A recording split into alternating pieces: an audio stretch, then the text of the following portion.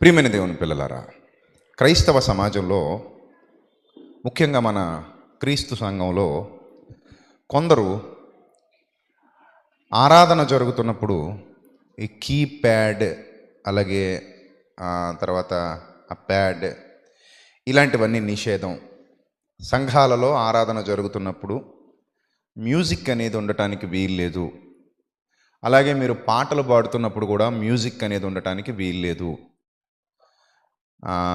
చప్పట్లు కూడా కొట్టడానికి వీల్లేదు. ఎలాంటి శబ్దం చేయకుండా కేవలం గాత్ర సంగీతం మాత్రమే, గాత్రంతో మాత్రమే దేవుని కీర్తిస్తూ, గాత్రంతో మాత్రమే దేవుని ధ్యానిస్తూ ఆ జిహ్వ ఫలము అర్పించమన్నాడు గనుక ఆ జిహ్వ ఫలాన్ని అర్పిస్తూ మీరు ఆరాధన చేయవలసిన వారై ఉన్నారు. కానీ వాయిద్యములు ఎంత మాత్రం సంఘాలలో వాడటానికి వీల్లేదు, అవి నిషేధము అని చెప్పటం మనం వింటున్నాం. అంత మాత్రమే కాదు, అలా ఎవరైనా ఒకవేళ వాయిద్యాన్ని వినియోగిస్తే, ఆ మ్యూజిక్ వినియోగిస్తే, ట్రాక్స్ పెట్టుకొని పాటలు పాడుకుంటుంటే కొందరు వాళ్ళని మనుషుల్లా కూడా చూడట్ల. అంటే ఎలా చూస్తారంటే ఒక అసహ్యకరమైన వ్యక్తుల్లాగా, నిషేధింపబడిన వ్యక్తుల్లాగా. ఈ సంఘం వాక్యానుసారమైన సంఘం కాదు, వీరు దేవుని పిల్లలు కారు, వీరు దేవుని ఎరిగిన వారు కారు, వీరు గ్రంథ పరిజ్ఞానం కలిగిన వారు కారు అన్నట్టుగా వారు భావిస్తుండడం కూడా చూస్తున్నాం. అది స్పీడ్ తగ్గించండి. సో ఈ భావజాలం సరి అయినదేనా, ఈ భావజాలం సరి అయినదేనా అని మనం ఆలోచిస్తే, ప్రియమైన దేవుని పిల్లలారా, కొన్ని విషయాలు మనం లోతుగా ఆలోచన చేద్దాం. మీకు మొదటిగా చెప్పినట్టు 2 నిబంధనలు మన బైబిల్లో ఉన్నాయి, కానీ ఒకటి మనది కాదు, ఒకటి మాత్రమే మనది. 2 నిబంధనలు మనం కలిగి ఉన్నాం బైబిల్ గ్రంథంలో, కానీ ఒకటి లింక్ డాక్యుమెంట్ మాత్రమే. అది ఏం జరిగింది అన్న చరిత్ర పూర్వాపరాలు పరిశీలించడానికి దేవుడు మనకిచ్చినది మాత్రమే తప్ప అది మనం ఆచరించేది కాదు. ఆ బలులు కానీ, ఆ యాజకత్వం కానీ, ఆ ఆచారాలు కానీ, ఆ పండుగలు కానీ అవేవి కూడా మనకి వాడుకలో లేవు. వాటిని మనల్ని వాడమని దేవుడు మనకు ఆజ్ఞాపించలేదు. ఇది నా రక్తం వలనైన క్రొత్త నిబంధన, మీరు దీని క్రిందికి వస్తారు, మీరు ఈ నిబంధనకు వారసులు, ఈ నిబంధన నేను సర్వలోకంతో చేస్తున్నాను కనుక సో మీరందరూ ఈ నిబంధనలో వాడబడాలి, ఈ నిబంధనలో మీరందరూ ఉండాలి అని దేవుడు మనకి హెచ్చరిక చేశారు. అదే న్యూ టెస్టిమెంట్. మనం అందరం కూడా దేని క్రింద ఉన్నాం? దేని క్రింద ఉన్నాం చెప్పండి? న్యూ టెస్టిమెంట్ క్రింద ఉన్నాం. ఓల్డ్ టెస్టిమెంట్ క్రింద లేం. రైట్. అయితే ఓల్డ్ టెస్టిమెంట్లో ఉన్నటువంటి ఆరాధనా విధానం ఏదైతే ఉందో అది న్యూ టెస్టిమెంట్కి అప్లికబుల్ కాదు అనేది కొందరి వాదన. ఓల్డ్ టెస్టిమెంట్లో ఉన్న ఆరాధనా విధానం ఎలా ఉండేది అని మనం చూస్తే, ప్రియమైన దేవుని పిల్లలారా, పాత నిబంధన గ్రంథంలో వాయిద్యాల నిషేధం కానీ, వాయిద్య సంగీత నిషేధం కానీ ఎక్కడా లేదు. దాన్ని కూడా కొందరు అపార్థం చేసుకున్నారు. అది దేవుడు చెప్పకుండా వీళ్ళు చేశారు, దేవుడు చెప్పకుండానే దావీదు ట్రై చేశాడు, దేవుడు చెప్పకుండానే దావీదు పురమాయించుకున్నాడు, లేదా ప్రవక్తలు పురమాయించుకున్నారు అని కొంతమంది అంటూ ఉండడం కూడా మనం వింటున్నాం. కానీ వాస్తవాలు ఏంటనేవి ఈ ఆరాధనలో మనం పరిశీలన చేసి సత్యాన్ని ప్రపంచానికి బయలుపరుద్దాం. మనం కూడా సత్యమందు ప్రతిష్ఠ చేయబడదాం. ఏది సత్యమో దానికే ఓటేద్దాం, ఏది అసత్యమో దాన్ని సునాయాసంగా తిరస్కరిద్దాం. రైట్. ఆ సత్యం గ్రహించగలిగే హృదయం దేవుడు అందరి హృదయాలకు దయచేయునుగాక. ఆమేన్. చూద్దాం గ్రంథంలో ఏం రాయబడిందో చూద్దాం. కీర్తనల గ్రంథం 81వ కీర్తన.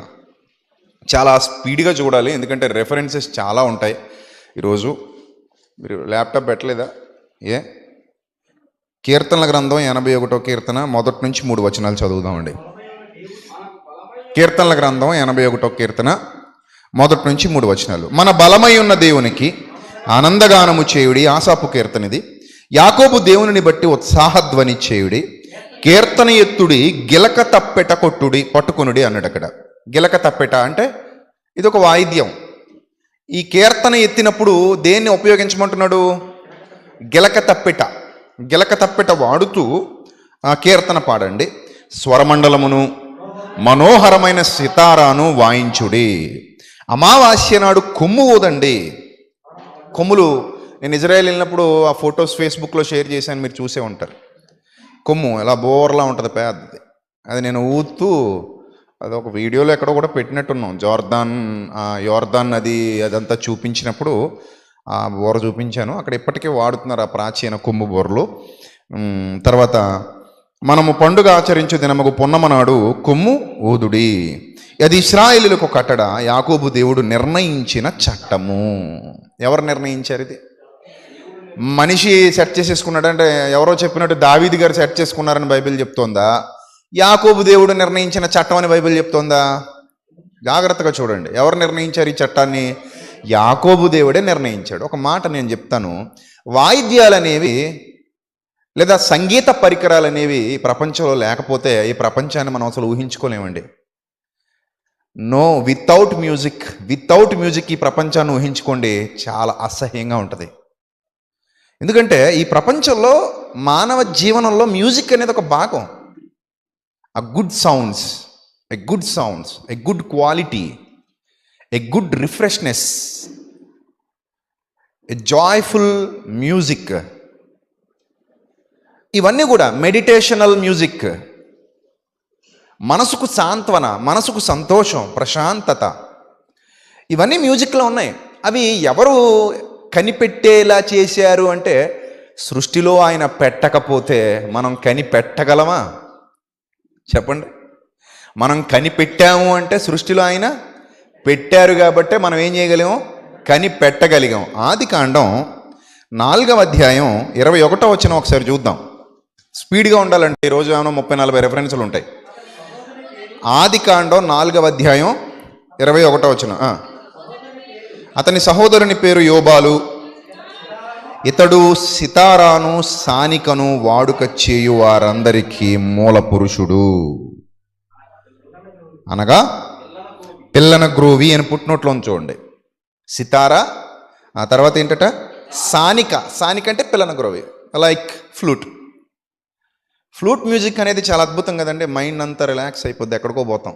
ఆ ఫ్లూట్ మ్యూజిక్ వింటూ ఉంటే మైండ్ రిలాక్స్ అయిపోద్ది. నేను ఎక్కువగా మన ఆల్బమ్స్ చేసేటప్పుడు స్టూడియోస్లో కూర్చొని గంటలు ఓన్లీ గ్రీన్ టీ తాగుతూ ఉండిపోయేవాడిని, లెమన్ టీని.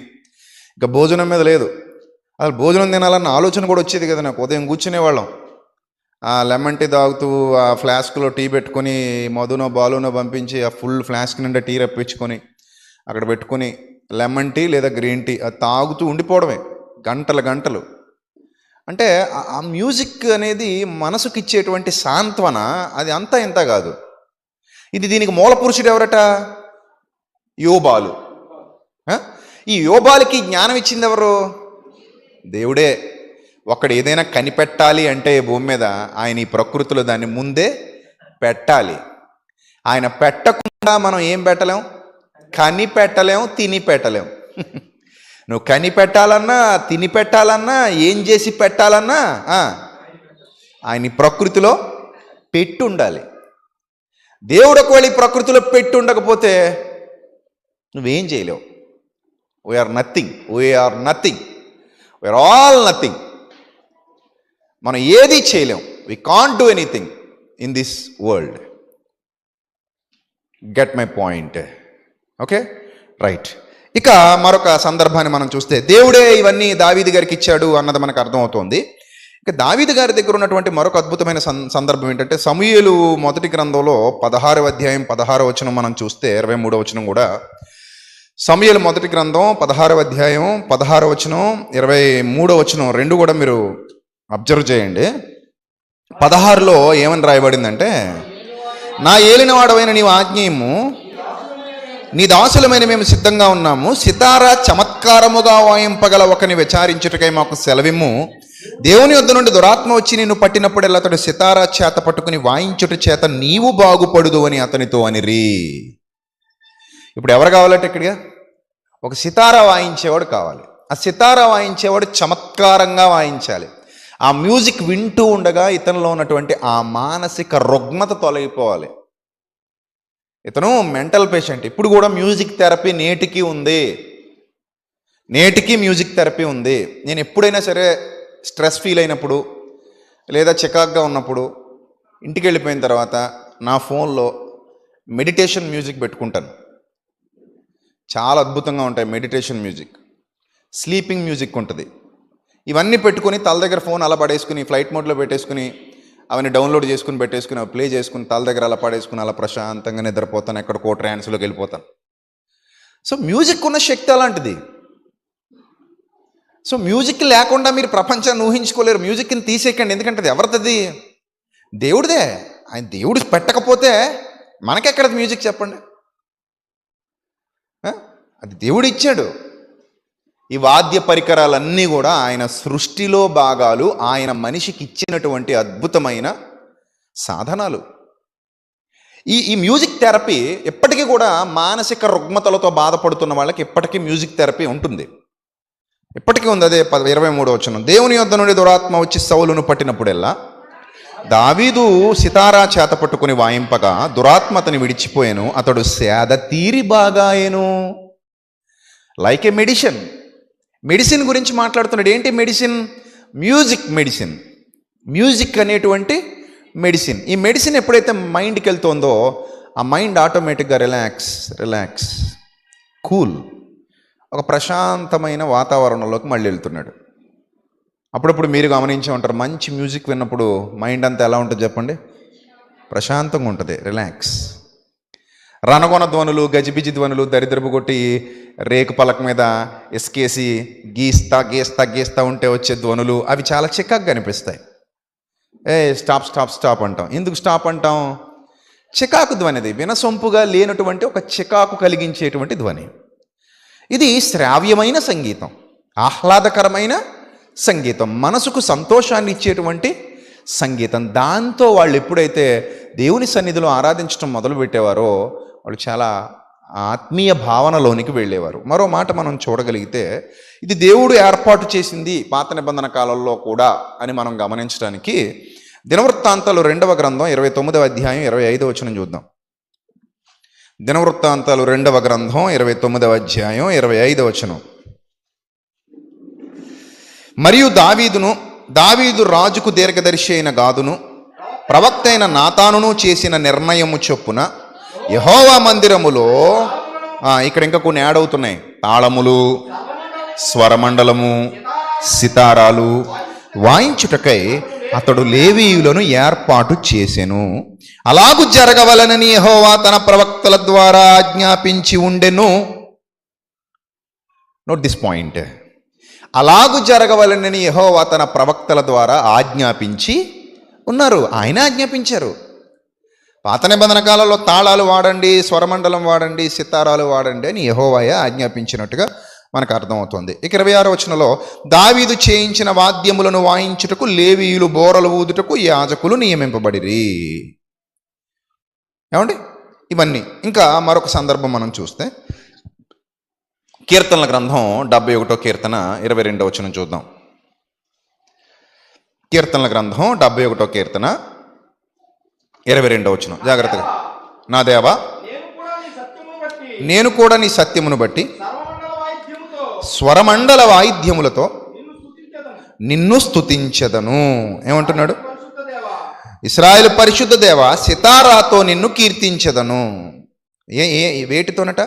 స్వరమండల వాద్యముతో నిన్ను స్తుతిస్తాను, సితారాతో నిన్ను కీర్తిస్తాను. ఇది దేవుడు చెబుతున్నటువంటి మాట, దేవుడు వ్రాయించినటువంటి మాట. ఏమండి? ఇక మరొక మాట మనం దైవ గ్రంథంలో నుండి చూస్తే ప్రియమైన దేవుని పిల్లలారా, దినవృత్తాంతాలు 1వ గ్రంథం 13వ అధ్యాయం 8వ వచనం కూడా చూద్దాం ఒకసారి. దినవృత్తాంతాలు 1వ గ్రంథం 13వ అధ్యాయము 8వ వచనం. దావీదును ఇశ్రాయేలీయులందరూ పూర్ణ శక్తితో దేవుని సన్నిధిని పాటలు పాడుచు సితారాలను, స్వరమండలములను, తంబురులను, తాళములను వాయించుచు బోరలు ఊదుచూ నుండిరి. ఏమేం చేస్తున్నారట వీళ్ళు? తమ పూర్ణ శక్తితో దేవుని సన్నిధిని పాటలు పాడుచు సితారా, స్వరమండలము, తాళములు వాయించుచు బోరలు ఊదుచు నుండిరి. ఈ విధంగా దేవుని సన్నిధిలో వాళ్ళు ఆరాధిస్తున్నారు, దేవుణ్ణి ఆరాధిస్తున్నారు. ఆ పాటలతో, ఆ పరవశత్వంలో, ఆ మైమరుపులో వాళ్ళు ఉన్నారు. అంటే దేవుని యొక్క సన్నిధిలో వారు ఆనందిస్తున్నారు, దేవుని యొక్క సన్నిధిలో వారు సంతోషిస్తున్నారు. ఇది మనకి ఇక్కడ కనబడుతున్నటువంటి మరొక సందర్భం. చాలామంది ఈ వ్యతిరేకులు ఎవరైతే దీన్ని వ్యతిరేకించే వాళ్ళు ఆమోసు గ్రంథంలోనే ఒక రెఫరెన్స్ వాడుకుంటారండి. అదేంటో ఒకసారి చూద్దాం మనం. వాళ్ళకి అర్థం కాలేదు ఆ రెఫరెన్స్, చాలా తప్పుగా దాన్ని వక్రీకరించారు, చాలా తప్పుగా వక్రీకరించారు ఆ రెఫరెన్స్. ఆమోసు గ్రంథం 6వ అధ్యాయము 3వ వచనం నుంచి ఒకసారి చూద్దాం. ఉపద్రవ దినము బహుదూరముననున్నదనుకొని, ఆమోసు 6:3, ఉపద్రవ దినము బహుదూరముననున్నదనుకొని అన్యాయపు తీర్పు తీర్చుటకై మీ మధ్య మీరు పీఠములు స్థాపింతురు. అంటే వీళ్ళ బ్రతుకులు బాగున్నాయా బాగోలేదా? ఇక్కడ ఏమండి, ఆమోసు గ్రంథం ఎప్పుడు రాయబడింది? 1వ అధ్యాయం 1వ వచనం. యోధా రాజు అయిన దినములలోను ఇశ్రాయేలు రాజుకు యెహోయాషు కుమారుడైన యెరోబాము దినములలోను భూకంపము కలుగుటకు 2 సంవత్సరముల ముందు ఇశ్రాయేలును గూర్చి తెకోవలోని పశుల కాపరులలో ఆమోసునకు కనబడిన దర్శన వివరము. అంటే ఎప్పటిది ఇది? యోధా ఇశ్రాయేలు రాజుల్లో ఎవరెవరు పరిపాలిస్తున్నప్పుడట? యోధా రాజేమో ఉజ్జియాట, ఇశ్రాయేల్ రాజేమో యెహోయాషు కుమారుడైన యెరోబామట. వీళ్ళిద్దరి పరిపాలనా కాలంలో ఆమోసు ప్రవక్త పరిచర్య చేశాడు. ఇతడు పరిచర్య చేస్తున్నటువంటి కాలంలో ఇశ్రాయేలీల బ్రతుకులు బాగున్నాయా? బాగులేదు కాబట్టి అక్కడ బాగులేదని చెప్తున్నాడు. చెప్తూ కిందకంటాడు 4వ వచనం. మీరు పీఠములు స్థాపిస్తారు, దంతము మంచముల మీద పరుండారు, పాన్పుల మీద తమ్మును చాచుకొనుచు, మందలో శ్రేష్టమైన గొర్రె పిల్లలు సాల్లో కొవ్విన దూడలు వధించి భోజనాలు చేస్తారు అని 5వ వచనంలో అంటాడు. జాగ్రత్తగా చూడండి. దీన్ని ఎలా అపార్థం చేశారో కూడా చెప్తాను. ఏం చదువుతారంటే, స్వరమండలముతో కలిసి పిచ్చి పాటలు పాడుతూ దావీదు వలె వాయించి వాద్యములు కల్పించుకొందురు. ఈ రెఫరెన్స్ తీసుకున్నారండి. ఈ రెఫరెన్స్ తీసుకుని ఇది ఏ కాలంలో జరిగింది? ఆ కాలం తర్వాత ఈ ఆమోసు ప్రవక్త ప్రవచించిన తర్వాత కూడా మరి కొందరు ప్రవక్తల పరిచర్య చేశారు కదా. అందులో పెద్ద ప్రవక్తలు ఉన్నారు, చిన్న ప్రవక్తలు ఉన్నారు. వారు కూడా వాయిద్యాలు వాయించారు, వాయిద్యాలు దేవుని సన్నిధిలో ఉపయోగించారు. కానీ ఈ రెఫరెన్స్ చాలామంది ఈ రోజు ఉన్నటువంటి వారు కొందరు వాడుకుని ఏమంటారంటే, అక్కడ పిచ్చి పాటలు పాడాడు దావీదు వలె మీరు పిచ్చి పాటలు పాడుతున్నారు, వాయిద్యాలు పెట్టుకుని పాడే ప్రతి పాట పిచ్చి పాటే, అది దేవుడి పాట కాదు అన్నట్టుగా మాట్లాడి ఒక రకమైన వక్రీకరణకు పాల్పడ్డారు. అక్కడ అలా ఉందా? దావీదు పిచ్చి పాటలు పాడాడని ఉందా? వాయిద్యాలతో దావీదు పిచ్చి పాటలు పాడాడని ఉందా? లేదండి, అక్కడ అలా లేదు. ఒకవేళ దావీదు పాడిన పిచ్చి పాటలు అయితే మీరెవ్వరూ కీర్తనలో ఓపెన్ చేయడానికి వీలు లేదు. కీర్తనల పుస్తకమే మీరు ఓపెన్ చేయకూడదు. ఎందుకంటే అవన్నీ అందులో ఎక్కువ శాతం, అధిక భాగం, సింహభాగం ఎవరివి? దావీదువే. కీర్తనల్లో ఎక్కువ భాగం దావీదువి. ఎలా పాడాలో రాగాలతో సహా మెన్షన్ చేశాడు అక్కడ. ప్రధాన గాయకులు పాడాలి, మళ్ళీ అల్లటప్ప సింగర్లతో పాడించకండి అన్నాడు. అప్పుడు మన వాళ్ళు ఉంటే గట్టిగానే గొడవ చేద్దరు. అప్పుడు మన మహా మూఢభక్తులు ఉన్నారనుకోండి, మూఢభక్తులు వీళ్ళు గట్టిగా గొడవ చేస్తారు. ఏ స్వరం అయితే ఏంది, ఏ స్వరం అయితేనో దేవుడికి ఏదైనా ఇష్టమే, ఆయన సృష్టించిందే కదా, ఆయన పుట్టించిందే కదా అందరూ. కానీ దావీదు అంటాడు, ఎవడు పడితే వాడు పాడకండి రా బిడ్డలారా. ఎవరు పాడాలి? ప్రధాన గాయకునికి మాత్రమే ఈ కీర్తన. ప్రధాన గాయకునికి. గార్ధప స్వరాలు మాకొద్దు, గార్ధప స్వరాలు ఇక్కడ ఉపయోగించొద్దు. ప్రధాన గాయకులు ఎవరైతే ఉన్నారో వారు మాత్రమే పాడాలి అంటాడు. అంటే ఆ సాధన చేసిన వాళ్ళు కావాలి, ఆ పరిజ్ఞానం కలిగిన వాళ్ళు కావాలి, ఆ సంగీత సాహిత్య ఆ పరిజ్ఞానం ఎవరికైతే ఉందో వారు మాత్రమే పాడడానికి అర్హులు. ఆ సంగీతాన్ని గురించి తెలియాలి, ఆ రాగాల గురించి తెలియాలి. ఏ రాగం మీద పాడాలో కూడా కీర్తనల గ్రంథంలో రాసి ఉంటుంది. ఏ వాయిద్యాలు వాడాలో కూడా రాసి ఉంటుంది. సూపర్ కదండి. ఏ వాయిద్యాలు ఆ పాటకు వాడాలో దావీదే చెప్తాడు, ఏ రాగం మీద పాడాలో దావీదే చెప్తాడు, ఏ గాయకుడు పాడాలో దావీదే చెప్తాడు. మాస్ట్రో ఇళయరాజా కాదు దావీదు. మాస్ట్రో ఇళయరాజా గారి బిరుదు ఏంటది? మాస్ట్రో. రియల్ మాస్ట్రో ఎవరు? David, the king David. He was a real maestro. ఏమండి, అలాంటి ఒక పరిపూర్ణుడు సంగీతంలో, మహాజ్ఞాని, సంగీత జ్ఞాని. ఈ జ్ఞాని పాటలు పిచ్చి పాటలు అనుకుంటున్నారు వీళ్ళు, కానీ అక్కడ అలా లేదండి. సరిగ్గా చదవండి. మీరు ఇక్కడ పర్టికులర్గా ఆమోసు ప్రవక్త ఎవరినైతే టార్గెట్ చేసి మాట్లాడుతున్నాడో వాళ్ళ బ్రతుకులు బాగలేదు. ఇక్కడ వాళ్ళ బ్రతుకులు బాగలేదు అనడానికి అదే ఆమోసు గ్రంథం 5వ అధ్యాయం 21వ వచనంలో ఒకసారి చూడండి. మళ్ళీ వెనక్కి వద్దాం, 6కి వద్దాం. అదే ఆమోసు గ్రంథం 5:21. మీ పండుగ దినములను నేను అసహించుకుంటున్నాను, వాటిని నీచంగా ఎంచుచున్నాను. మీ వ్రత దినములలో కలుగు వాసన నేను ఆగ్రహింపనలను. నాకు దహన బలులు నైవేద్యములు మీరు అర్పించినా నేను వాటిని అంగీకరించను. సమాధాన బలులుగా మీరు అర్పించు కొవ్విన పశువులు నేను చూడను. మీ పాటల ధ్వని నా యొద్ద నుండి తొలగనియండి. మీ స్వరమండలముల నాదము వినటానికి నాకు మనస్సు లేదు.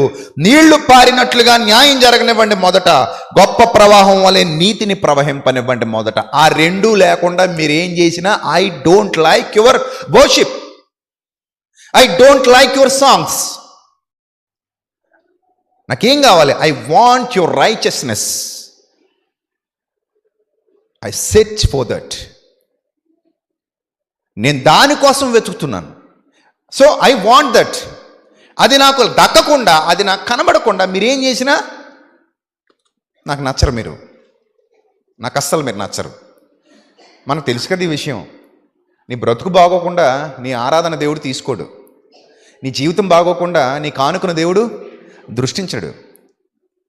నీ జీవితం బాగోకుండా నీ పాట దేవుడు అంగీకరించడు. నీ పరిచర్య దేవుడు అంగీకరించడు. అందుకే మొదట మనల్ని మనం ఏం చేసుకోవాలంటే క్లియర్ చేసేసుకోవాలి. మొదట మనల్ని మనం సెట్ చేసుకోవాలి. ఎప్పుడైతే మనల్ని మనం సెట్ చేసుకుంటామో మన భక్తి దేవునికి అంగీకారం అవుతుంది. మనల్ని మనం సెట్ చేసుకోనంత వరకు మన భక్తి దేవునికి అంగీకారం కాదు. రైట్? ఈ భావజాలంతో వాళ్ళు బ్రతుకుతున్నారు కాబట్టి వాళ్ళ బ్రతుకు ఎలా ఉందట 6వ వచనంలో, 6వ అధ్యాయంలో 5వ వచనంలో స్వరమండలంతో కలిసి మీరు పిచ్చి పాటలు పాడుతున్నారు. ఎవరు వాళ్ళు? ఆ కాలంలో ఉన్నటువంటి ఇశ్రాయేలీయులు. ఆమోసు ఎవరినైతే గద్దిస్తున్నాడో, దేవుడు ఆమోసు ద్వారా ఎవరినైతే గద్దింపజేస్తున్నాడో వారిని ఏమంటున్నాడు? మీరు దేవుని సన్నిధిలో పిచ్చి పాటలు పాడుతున్నారు. మనం కూడా చాలాసార్లు చాలామందిని ఖండించాం, గద్దించాం, బుద్ధి చెప్పాం. ఎవరిని? ఏ పాటలు పాడేవాళ్ళని? పిచ్చి పాటలు పాడేవాళ్ళనే. పిచ్చి పాటలు పాడుతుంటారు. ఇప్పటికీ ఉన్నారు పిచ్చి పాటలు పాడేవాళ్ళు. క్యాబరే పాటల్లాగా, సిల్క్ స్మిత్ పాటల్లా కూడా ఉంటాయి కొన్ని. ఆ పాటలు కూడా ఎవరి పాటలు అని చెప్పి పాడతారు? దేవుడి పాటలు. ఓహో ఓహో ఓహో ఓహో ఓహో ఓహో అని పాటలు వచ్చాయి కదా. అవన్నీ విన్నప్పుడు మనకేమనిపించింది? దరిద్రం అనిపించింది. నువ్వు అసలు క్రైస్తవురాలువే కాదు, అసలు క్రైస్తవుడివే కాదు, ఏంది పాటలు ఏంది, దీనివల్ల ఏంటి మహిమ దేవునికి, దీనివల్ల ఏంటి దేవునికి ఉపయోగం, ఆ పిచ్చపాటలు ఏంది అని మనం అన్నామా లేదా? అలాని క్రైస్తవ పాటలు అన్నింటినీ పిచ్చపాటలు అన్నట్ట? చెప్పండి. కాదు కదండి. పర్టికులర్గా ఆ పాటలు ఎవరైతే పాడారో వాళ్ళని మీరు పిచ్చపాటలు పాడుతున్నారు అన్నాడు. మీరు కూడా స్వరమండలాలు వాడుతున్నారు, మీరు కూడా సితారా వాడుతున్నారు, మీరు కూడా సానిక వాడుతున్నారు, మీరు కూడా తప్పెట్లు వాడుతున్నారు, మీరు కూడా తాళాలు వాడుతున్నారు, తొంబురు వాడుతున్నారు, అన్నీ వాడుతున్నారు. కానీ మీరేం పాటలు పాడుతున్నారు? పిచ్చి పాటలు పాడుతున్నారు. అవి దేవునికి మహిమకరంగా లేవు గనుక స్వరమండలముతో కలిసి పిచ్చి పాటలు పాడుచు దావీదు వలె వాయించు వాద్యాలు కల్పించుకొందురు. ఇక్కడ దేవుడు ఏమంటున్నాడంటే, ఆమోసు ప్రవక్త ద్వారా ఏం చెప్పేస్తున్నాడంటే, అరే నాయన మీ బతుకులు తగలయ్యా, మీరు దావీదులాగా ఫీల్ అయిపోతున్నారు. దావీదు ఎక్కడ, మీరెక్కడ, అక్కడ. దాని అర్థం అది. అప్పుడప్పుడు మనం కూడా వాడుక భాషలో ఏంద్రో చిరంజీవిలో ఫీల్ అయిపోతున్నాం అంటాడు. అంటే దాని అర్థం ఏంటి? నువ్వు చిరంజీవనే, లేకపోతే నీలాంటి వాడు చిరంజీవనే? కాదు కదా, మనకు వాడుక భాష కదా. అప్పుడప్పుడు చాలామంది మాట్లాడుతుంటారు. విన్నారా ఎప్పుడైనా? మన చిన్నతనం నుంచి చాలాసార్లు విన్నాం. ఏంద్రా నువ్వు ఏదో పెద్ద చిరంజీవిలో ఫీల్ అయిపోతున్నావు ఏంటి, ఏదో పెద్ద హీరోలా ఫీల్ అయిపోతున్నావు ఏంటి నువ్వు అని, ఏమైనా పెద్ద గొప్పవాడు అనుకుంటున్నావా అని అంటుంటారు కదా మన వాళ్ళు. పెద్దోళ్ళు పిల్లలు ఎవరైనా ఎక్స్ట్రా చేస్తుంటే అలా అంటుంటారు. అదో వాడుక. ఏమో నువ్వు ఏదో పెద్ద హీరోయిన్లా కటింగ్లు ఇచ్చేస్తున్నావు ఏంటి అంటారా? నువ్వేనా పెద్ద హీరోయిన్ అనుకుంటున్నావా అంటారు. అంటే ఒక ఎవరినో ఒకరిని పోలిగ్గా పెట్టి వాళ్ళకిలా ఫీల్ అయిపోతున్నారు మీరు, మీకంతా లేదు, తగ్గండి అని చెప్పడానికి వాడినటువంటి పదప్రయోగమే ఇది. దావీదు వల్లే మీరు ఫీల్ అయిపోతున్నారు, దావీదులా కల్పించుకున్నారు వాయించి వాద్యాలు. పాటలు చూస్తే ఏ పాటలు మీవి? పిచ్చి పాటలు. దావీదు గొప్ప పాటలు. దావీదు మామూలు పాటలు కాదు, కీర్తనలు, దేవుని పరిశుద్ధాత్మ ప్రేరణతో వ్రాయబడిన కీర్తనలు అవి. ఈ ఒక్క వచనం అర్థం చేసుకోక ఈరోజు చాలామంది ఇదిగో ఇక్కడ దేవుడు దావీదు వాయిద్యాలు వాయించినందుకు దావీదునే పిచ్చి పాటలు అన్నాడు కదా, ఇంకా మనకు వాయిద్యాలు ఎందుకు అని పక్కన పెట్టేశారు. విశ్లేషణ సరిగా జరగలేదు, విషయాన్ని సరిగా అర్థం చేసుకోలేదు, ఇంత లోతుగా బైబిల్ని విభజించి ఉపదేశించలేదు. గనుకనే తప్పుదారి పట్టేటువంటి ఛాన్సెస్ పుష్కలంగా దొరికేశాయి. దేవుడు ఎప్పుడు కూడా దావీదు చేసే పనిని తిరస్కరించలేదండి. అసలు దావీదుకి ఈ పని అప్పగించింది దేవుడు అండి. చూడండి ఒక్కసారి మరొక మాట చూద్దాం. దినవృత్తాంతాలు మొదటి గ్రంథం 23వ అధ్యాయం మొదటి వచనం చూద్దాం. చూడండి, మీకు చాలా క్లియర్ అయిపోతాయి. దినవృత్తాంతాలు మొదటి గ్రంథం 23వ అధ్యాయం మొదటి వచనం. హాట్ వాటర్ ఉందా? ఆ బాటిల్ ఇవ్వండి అమ్మా తమ్ముడు. దినవృత్తాంతాలు మొదటి గ్రంథం 23వ అధ్యాయం మొదటి వచనం. దావీదు ఏండ్లు నిండిన వృద్ధుడాయను.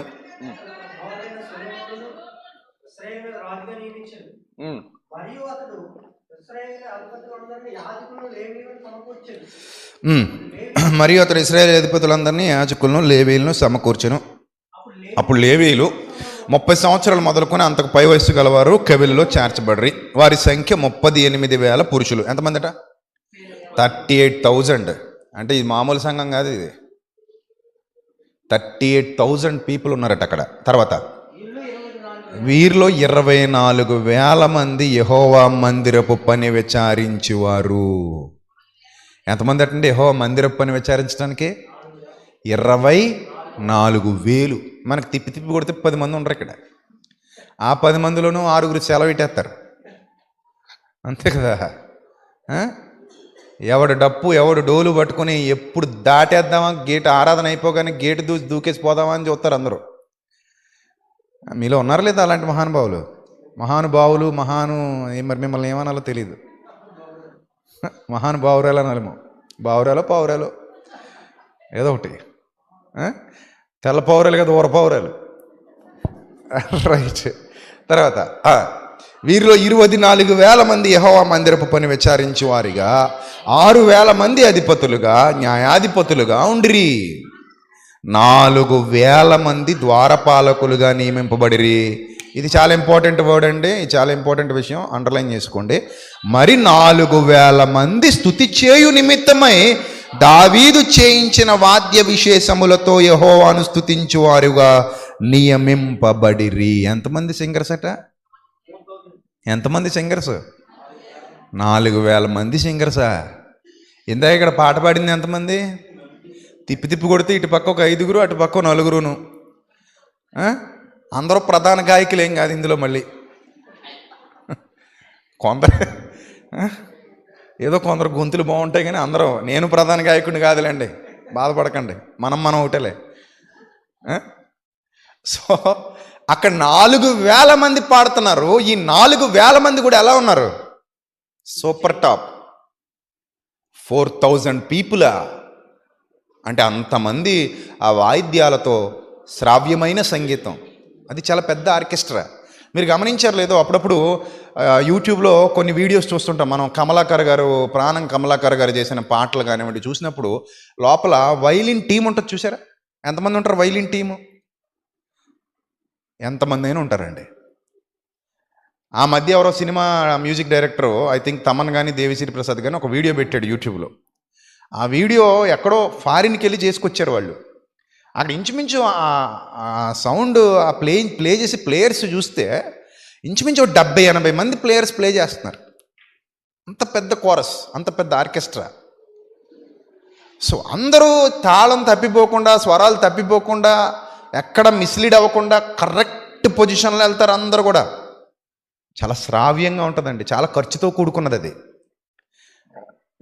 ఒకసారి ట్రై చేద్దాం అనుకున్నాను. ఆల్రెడీ ముల్లోక మహాయోధుడు ఆల్బమ్కి 9 లక్షలు అయిపోయింది మనకి.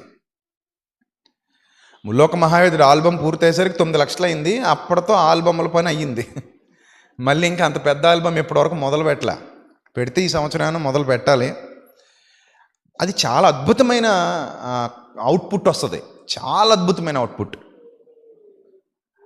అలాంటి అవుట్పుట్స్ ఇచ్చేవాళ్ళు ఎక్కడ ఉండేవారట? దావీదు గారి దగ్గర ఉండేవారండి. గోలగోల చేసేవాళ్ళు కాదు మళ్ళీ వీళ్ళు. ఈ దబ్బిడి తప్పడ తిప్పడమని కొట్టి పిచ్చ సౌండ్లన్నీ పెట్టి రోడ్డు మీద పిచ్చగొంతలు వేసిపోతుంటారు చూసారా? హుయ్ అనుకుంటాను. వెనక 2 కోళ్ళు 3 మేకలు ఎగరేసుకుంటూ పోతారు. అలాంటి దద్దరిగొట్టి పాటలు కాదు మళ్ళీ. టాలెంటెడ్ పర్సన్స్ వాళ్ళు వాయించడం మొదలెట్టారంటే అందరిది ఒకటే బాణి. ఎక్కడ వెంట్రుక వాసి కూడా తప్పదు, లైన్ తప్పదు. అంత శ్రావ్యమైన, అంత మధురమైన, అంత సంతోషకరమైన, అంత ఆనందకరమైన సంతోష గానాలు చేస్తూ ప్రభువును స్తుతిస్తూ ముందుకెళ్ళటానికి ఈ మేస్ట్రో డేవిడ్ ఏం చేశాడు? 4,000 మందిని పెట్టాడండి. వాళ్ళందరూ కూడా సాధన చేసిన వాళ్ళు, వచ్చి పేరు ఇచ్చేసిన వాళ్ళు కాదు. అప్పుడు చూడండి వస్తాడు, పేరు రాసుకోండి బాబు నేను పాట పాడేస్తాను. రాసుకుని మళ్ళీ ఇవ్వకపోతే నీకు నొప్పి. నాకు పాట ఇవ్వలేదండి, నాకు పాట ఇవ్వలేదు. నేను ఎవరు అనుకుంటున్నారు? నేను దావీదు గారి దగ్గర ఉండేవాడిని, మళ్ళీ పుట్టాను నేను అప్పుడు చచ్చిపోయి. ఆ 4,000 మందిని లీడ్ చేసిన నేనే. అసలు ఎవరనుకుంటున్నారు మీరు? అసలు నాకు పాట ఎవరా మీరు ఇక్కడ? పోనీ ఇస్తే పాట ఇస్తే ఆ పాట ఏమైనా న్యాయం చేస్తాడా అంటే మనకు అన్యాయం చేసిపోతాడు. సో కొంతమంది పాడితే చెవుల్లోంచి రక్తాలు కూడా వచ్చేస్తాయి. ఇంకా ఆపరా బాబు అనిపిస్తుంది. ఇంకా బాబు ఎవరిచ్చారండి బాబు వీళ్ళకి పాట అనిపిస్తుంది. అది వినసొంపుగా ఉండాలి, ఎదుటివాడు కనెక్ట్ అవ్వాలి, అన్నీ కుదరాలి. వంట చూడండి, బాగోపోతే తింటావా? ఎంత ఉప్పు వేసాం అనుకోండి, 2 కేజీలు ఉప్పు కూరలో, 2 కేజీలు ఉప్పు కూరలో వేస్తే తింటావా నువ్వు? అలాగే పాట కూడా 2 కేజీలు ఉప్పు వేసినట్టు ఉండకూడదు. రుచికరంగా కొంత ఉప్పు వేసినట్టే ఉండాలి. కొంత ఉప్పు వేస్తే ఎలాగుంటుంది? కమ్మగా ఉంటుంది. 2 కేజీలు ఉప్పు వేస్తే ఎలా ఉంటుంది? ఒప్పుకుంటుందట. మరి వెళ్దా మరి తీయగుందన్నట్టుంది. సో అలాగా ఆ పాట మాధుర్యం ఉండాలి, ఆ పాటలో మధురం ఉండాలి, విన్నప్పుడు కనెక్ట్ అవ్వాలి. అంతే తప్ప రణగొన ధ్వనుల్లా ఉండకూడదు. సో ఇప్పుడు మనం ఇదంతా చూసిన తర్వాత మనకి ఏమర్థమైందండి? దావీదు దేవుని యొక్క ఆత్మ ప్రేరణతో చేసిందే తప్ప ఇదేమి సొంత నిర్ణయాలు తీసుకుని పిచ్చి పనులు ఏమీ చేయలేదు దావీదు. దీని వెనక ఎవరున్నారు? దేవుడు ఉన్నాడు. ఇంకొన్ని రెఫరెన్సెస్ మనం త్వరగా చూసేద్దామండి. త్వరగా చూసేద్దాం. కీర్తనల గ్రంథం 150 కీర్తన 3వ వచనం. కీర్తనల గ్రంథం 150 కీర్తన 3వ వచనం. ఫాస్ట్గా ఉండాలి. బోరధ్వనితో ఆయనను స్తుతించుడి, స్వరమండలముతోనూ సితారాతోనూ ఆయనను స్తుతించుడి, తంబురతోనూ నాట్యముతోనూ ఆయనను స్తుతించుడి, తంతి వాద్యములతోనూ పిల్లన గ్రోవితోనూ ఆయనను స్తుతించుడి, మ్రోగు తాళములతో ఆయనను స్తుతించుడి, గంభీర ధ్వని గల తాళములతో ఆయనను స్తుతించుడి, సకల ప్రాణులు యెహోవాను స్తుతించుదురుగాక, యెహోవాను స్తుతించుడి. స్తుతించుడి అన్న పదాన్ని వేరు చేయాలి వీటితో. తాళములతో ఆయన స్తుతించుడి అంటే ఆయనను స్తుతిస్తూ దానికి ఏది యాడ్ చేయాలి? తాళాలు యాడ్ చేయమన్నాడు ఇక్కడ పాత నిబంధనలో.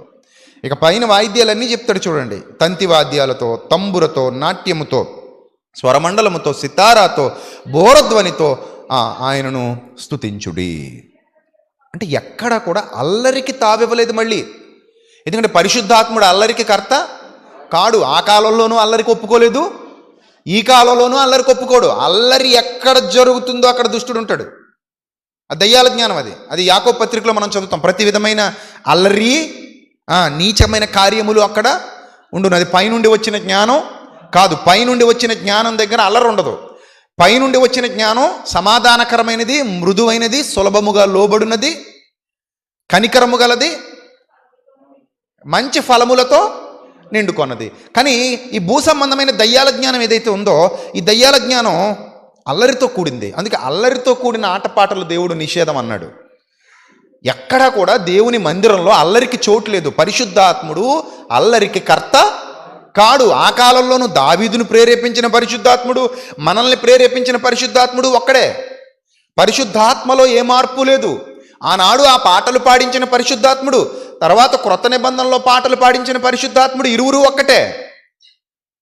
అర్థమవుతుందా? పరిశుద్ధాత్ముల్లో ఏ తేడా లేదు. అల్లరిని పరిశుద్ధాత్ముడు ఎప్పుడూ ఒప్పుకోడు.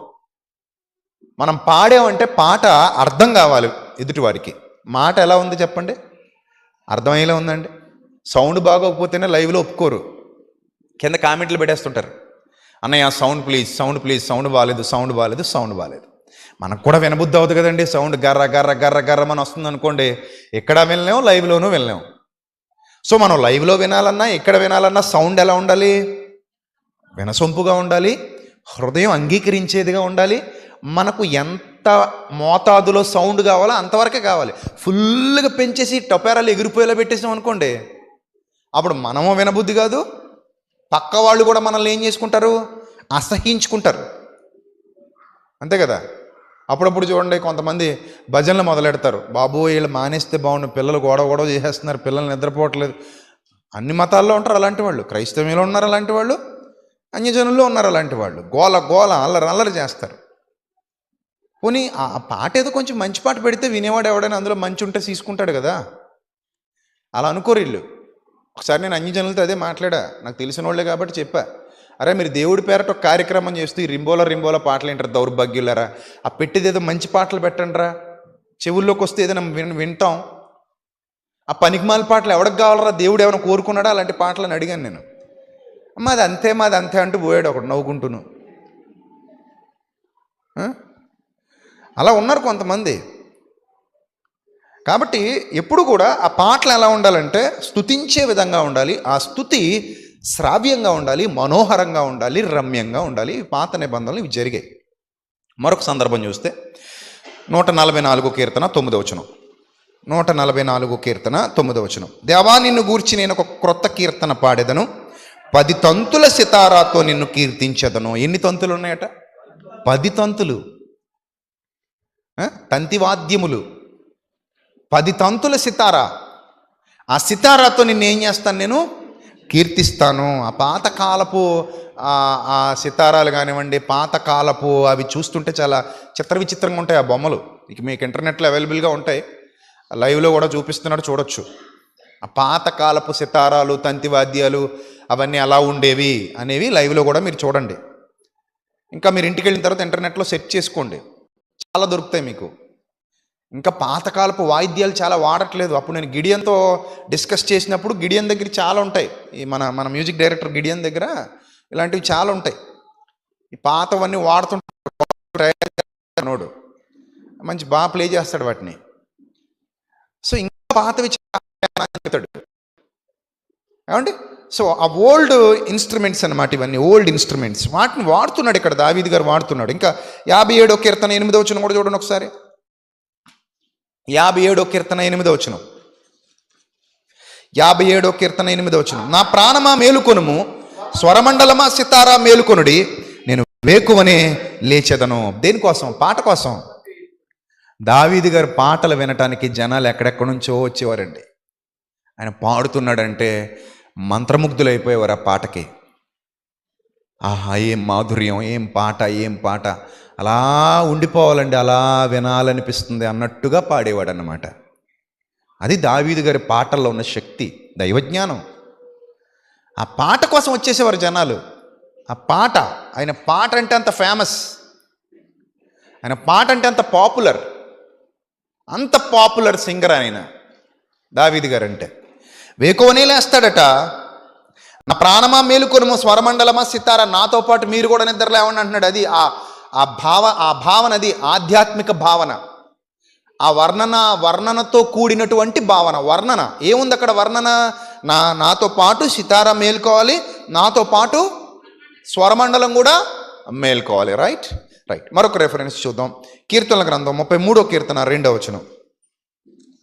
కీర్తనల గ్రంథం 33వ కీర్తన 2వ వచనం.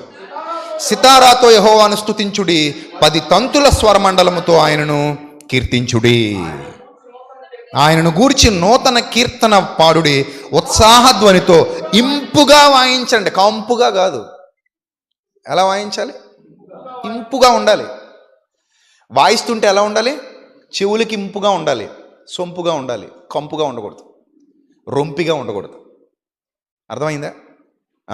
ఇంపుగా వాయించండి, శ్రావ్యంగా, వినటానికి రమ్యంగా, జాయ్ఫుల్గా, హ్యాపీగా, సంతోషంగా. ఏమండి? హ్యాపీ హార్మోన్స్ రిలీజ్ అవ్వాలి మన బ్రెయిన్లో. అంతే తప్ప కార్టిసాలు, అడ్రినలిన్ ఇలాంటి దరిద్రాలు రిలీజ్ అవ్వకూడదు లోపల. అవి మంచి హార్మోన్స్ కాదు, అవి బ్యాడ్ న్యూరో కెమికల్స్. అవి రిలీజ్ అయ్యాయంటే మన శరీరం పాడైపోద్ది. అందుకే చూడండి, అప్పుడప్పుడు బాగా భయపడినప్పుడు గొంతంతా ఏమైపోద్ది? తడారిపోద్ది. ఎందుకు తడారిపోద్ది? ఎక్కువ భయపడుతున్నావు అంటే లోపల నుంచి నీకు చెడ్డ న్యూరో కెమికల్ రిలీజ్ అవుతుంది. అది నీ శరీరాన్ని అభద్రతా భావానికి గురి చేస్తుంది, ఏదో ప్రమాదంలో ఉన్నామన్న సంకేతాలు నీకు ఇస్తుంది. అందుకే నీకు అది రిలీజ్ అవుతుంది. అదే హ్యాపీ హార్మోన్స్ రిలీజ్ అయితే అసలు ఆకలి అనిపించదు, భలే ఉంటుంది. సంతోషంగా ఉన్నప్పుడు చూడండి మనకి ఎలా ఉంటుంది, చెప్పండి ఎలా ఉంటుంది. నీ జీవితంలో నువ్వు అనుకున్నది జరిగిపోయింది అనుకో, ఒక్కసారిగా ఆకాశంలో గాలిలో తేలిపోతున్న ఫీలింగ్ కదా. హ్యాపీ హ్యాపీ హ్యాపీ హ్యాపీ అనుకుంటాం. ఆ హ్యాపీ హార్మోన్స్ అద్భుతంగా ఉంటాయి. ఈ దరిద్రగొట్టు హార్మోన్స్ మనసును పాడు చేసేస్తాయి. సో హ్యాపీ హార్మోన్స్ రిలీజ్ అవ్వాలంటే శ్రావ్యంగా ఉండాలి, ప్రశాంతంగా ఉండాలి. రైట్. మరొక మాట చూద్దాం, మరొక అద్భుతమైన మాట చూద్దాం. నెహెమ్యా గ్రంథం 12వ అధ్యాయం 27వ వచనం. నెహెమ్యా గ్రంథం 12వ అధ్యాయము 27 నుంచి చూద్దాం, జాగ్రత్తగా చూడండి. యెరూషలేము ప్రాకారము ప్రతిష్ఠించు కాలములో, నేను స్పీడ్గా చదువుతాను, మీరు నాతో పాటు ట్రావెల్ చేయండి. వారు ఆ ప్రతిష్ఠాచారమును స్తోత్ర గీతములతోనూ పాటలతోనూ స్వరమండల సితారా చేయు తాళములతోనూ సంతోషముగా జరిగించినట్లు లేవీయులను తమ సకల స్థలములలో నుండి యెరూషలేమునకు రప్పించుటకు పూనుకొనిరి. అప్పుడు గాయకుల వంశస్థులు యెరూషలేము చుట్టూనున్న మైదాన భూమిలో నుండి నెటోపాతి యొక్క గ్రామములలో నుండి కూడుకొని వచ్చిరి, మరియు గిల్గాల్ యొక్క ఇంటిలో నుండి గెబ యొక్క అజ్మాత్ యొక్క పొలముల నుండి జనులు వచ్చిరి. అనగా యెరూషలేము చుట్టూను గాయకులు తమ ఓళ్లను కట్టుకొని ఉండిరి. మరి 4,000 మంది ఉంటే ఎక్కడ పోతారు వాళ్ళు? వాళ్ళకు ఊరు ఇవ్వాలి. 4,000 మంది అంటే చిన్న ఊరు ఇవ్వాలి వద్ద వాళ్ళకి. మామూలు ఊరేం కదా అది. ఎవర్రా నాయన, మీకు ఏమైనా పూనింది దయ్యం? వాళ్ళ 4 గుమ్మాలు కట్టుకున్నాను. 4,000 మంది అంటే వాళ్ళు అక్కడ ఉండాలి. తర్వాత 36వ వచనం, తర్వాత ఇంటికి వెళ్ళకి ఇదంతా చదవండి. 36వ వచనం. అతని బంధువులకు షమయ, అజరేలు, మెలలై, గిలలై, మాయి, నెతనేలు, యోధా, హనాని అనువారు. వీరు దైవజనుడకు దావీదు యొక్క వాద్యములను వాయించుచూ పోయిరి. దావీదును ఏమంటున్నారు ఇక్కడ? దైవ జనుడైన దావీదు యొక్క వాద్యములను వాయించుచు పోయిరి. ఏమండి? తర్వాత 46వ వచనం కూడా చూద్దాం. 46 నెహెమ్యా గ్రంథం 12వ అధ్యాయం 46వ వచనం. పూర్వమందు దావీదు దినములలో గాయకుల విషయములోను స్తోత్ర గీతముల విషయములోను పాటల విషయములోను ఆసాపు ప్రధానుడు. ఆసాపట దావీదు ఆసాపుల దినములలో ప్రధానుడు ఒకడు ఉండేనని కింద రాయబడింది చూడండి. తర్వాత జెరుబ్బాబేలు దినములలోనేమి నెహెమ్యా దినములలోనేమి ఇశ్రాయేలులందరూ వారి వంతుల చొప్పున గాయకులను ద్వారపాలకులను భోజన పదార్థములు అనుదినము ఇచ్చి వచ్చిరి. చూడండి, ఇది పెద్ద పరిచర్య అండి. ఇది ఈ గాయకుల పరిచర్య అనేది చిన్నది కాదు, చాలా పెద్దగా జరిగింది పాత నిబంధన కాలంలో. ఇక్కడ నుంచి ప్రపంచంలో చాలా దేశాల వాళ్ళు కాపీ కొట్టుకుని పోయారు కూడా. దావీదు గారి మ్యూజిక్ చాలామంది కాపీ చేశారు, నేర్చుకున్నారు ఆయన దగ్గర. ఆయన చాలామందికి నేర్పించాడు. అక్కడి నుంచే చాలా చోట్లకు విస్తారంగా వెళ్ళింది. దావీదు మాస్ట్రో, మళ్ళీ చెప్తున్నా, సంగీత ప్రధానుడు, సంగీతంలో ఆరితేరిపోయినవాడు, సంగీత జ్ఞాని. దావీదు అంటే చిన్నోడు కాదు. అలాంటి జ్ఞానం ఆయనకి ఎవరిచ్చారు చెప్పండి? దేవుడిచ్చాడండి. దావీదుకి ఆ జ్ఞానం ఇచ్చింది దేవుడే. ఇంత గొప్ప జ్ఞానంతో దావీదును నిలబెట్టాడు. అయితే చాలామంది ఈ విషయాలు క్రొత్త నిబంధనకు వచ్చాక మనకి ఎలా అప్లికబుల్ అంటారు. వాళ్ళు ఏమని అంటారంటే, కొత్త నిబంధనకు వచ్చాక మనకు వీటితో పనే ఉంది, మనం పాడాల్సింది కేవలం గాత్ర సంగీతమే తప్ప వాయిద్య సంగీతం కాదు, వాయిద్య సంగీతంతో మనకు పని లేదు అంటారు. ఎందుకంటే పాత నిబంధనలు అలాంటివి చాలా ఉన్నాయి.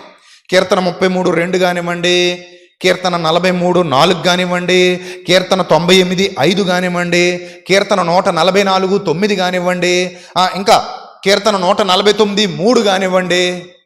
ఇవన్నీ కూడా దావీదు గారు సితారాతో స్వరమండలంతో దేవుని కీర్తిస్తూ సంతోషిస్తూ వ్రాసినటువంటి చక్కటి కీర్తనలు. అక్కడ కనబడుతున్న ప్రతి మాటలో ఆయన యూజ్ చేసినట్టుగా వాటిని వాడినట్టుగా మనకు కనబడుతుంది. ఏమండి? ఈ రెఫరెన్స్లన్నీ మీరు తర్వాత రాసుకోండి, మళ్ళీ చెప్పను, ఇంటికి వెళ్ళిన తర్వాత లైవ్ ప్లే చేసుకుని రాసుకోండి. ఏమండి?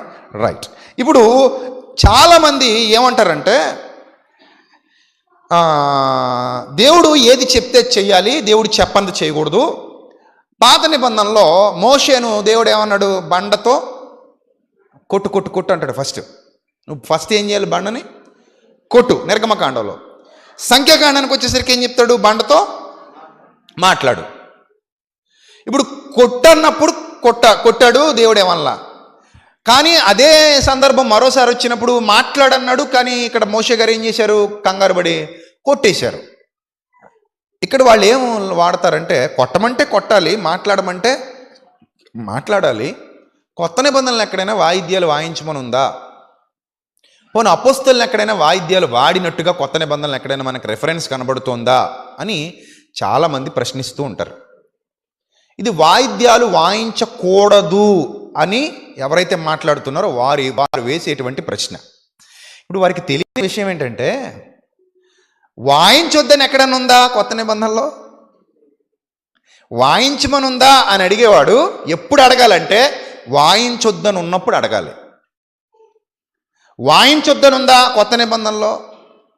మీరు వాయించొద్దనుందా? వాయించొద్దని లేదు. వాయిద్యాలు నిషేధం అని ఉందా కొత్త నిబంధనలో? నిషేధం అని ఉందా? లేదు. ఎక్కడైనా క్లియర్ రెఫరెన్స్ ఇచ్చాడా? వాయిద్యాలు నిషేధం.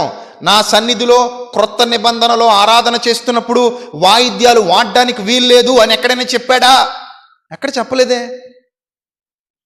ఇప్పుడు మీరు ఏమని అడుగుతారంటే, వాయించమని ఎక్కడుందో చూపించండి అంటారు. మనం అప్పుడు ఏమేమని అడుగుతాం? వాయించొద్దని ఎక్కడుందో చూపించండి సార్ అంటాం.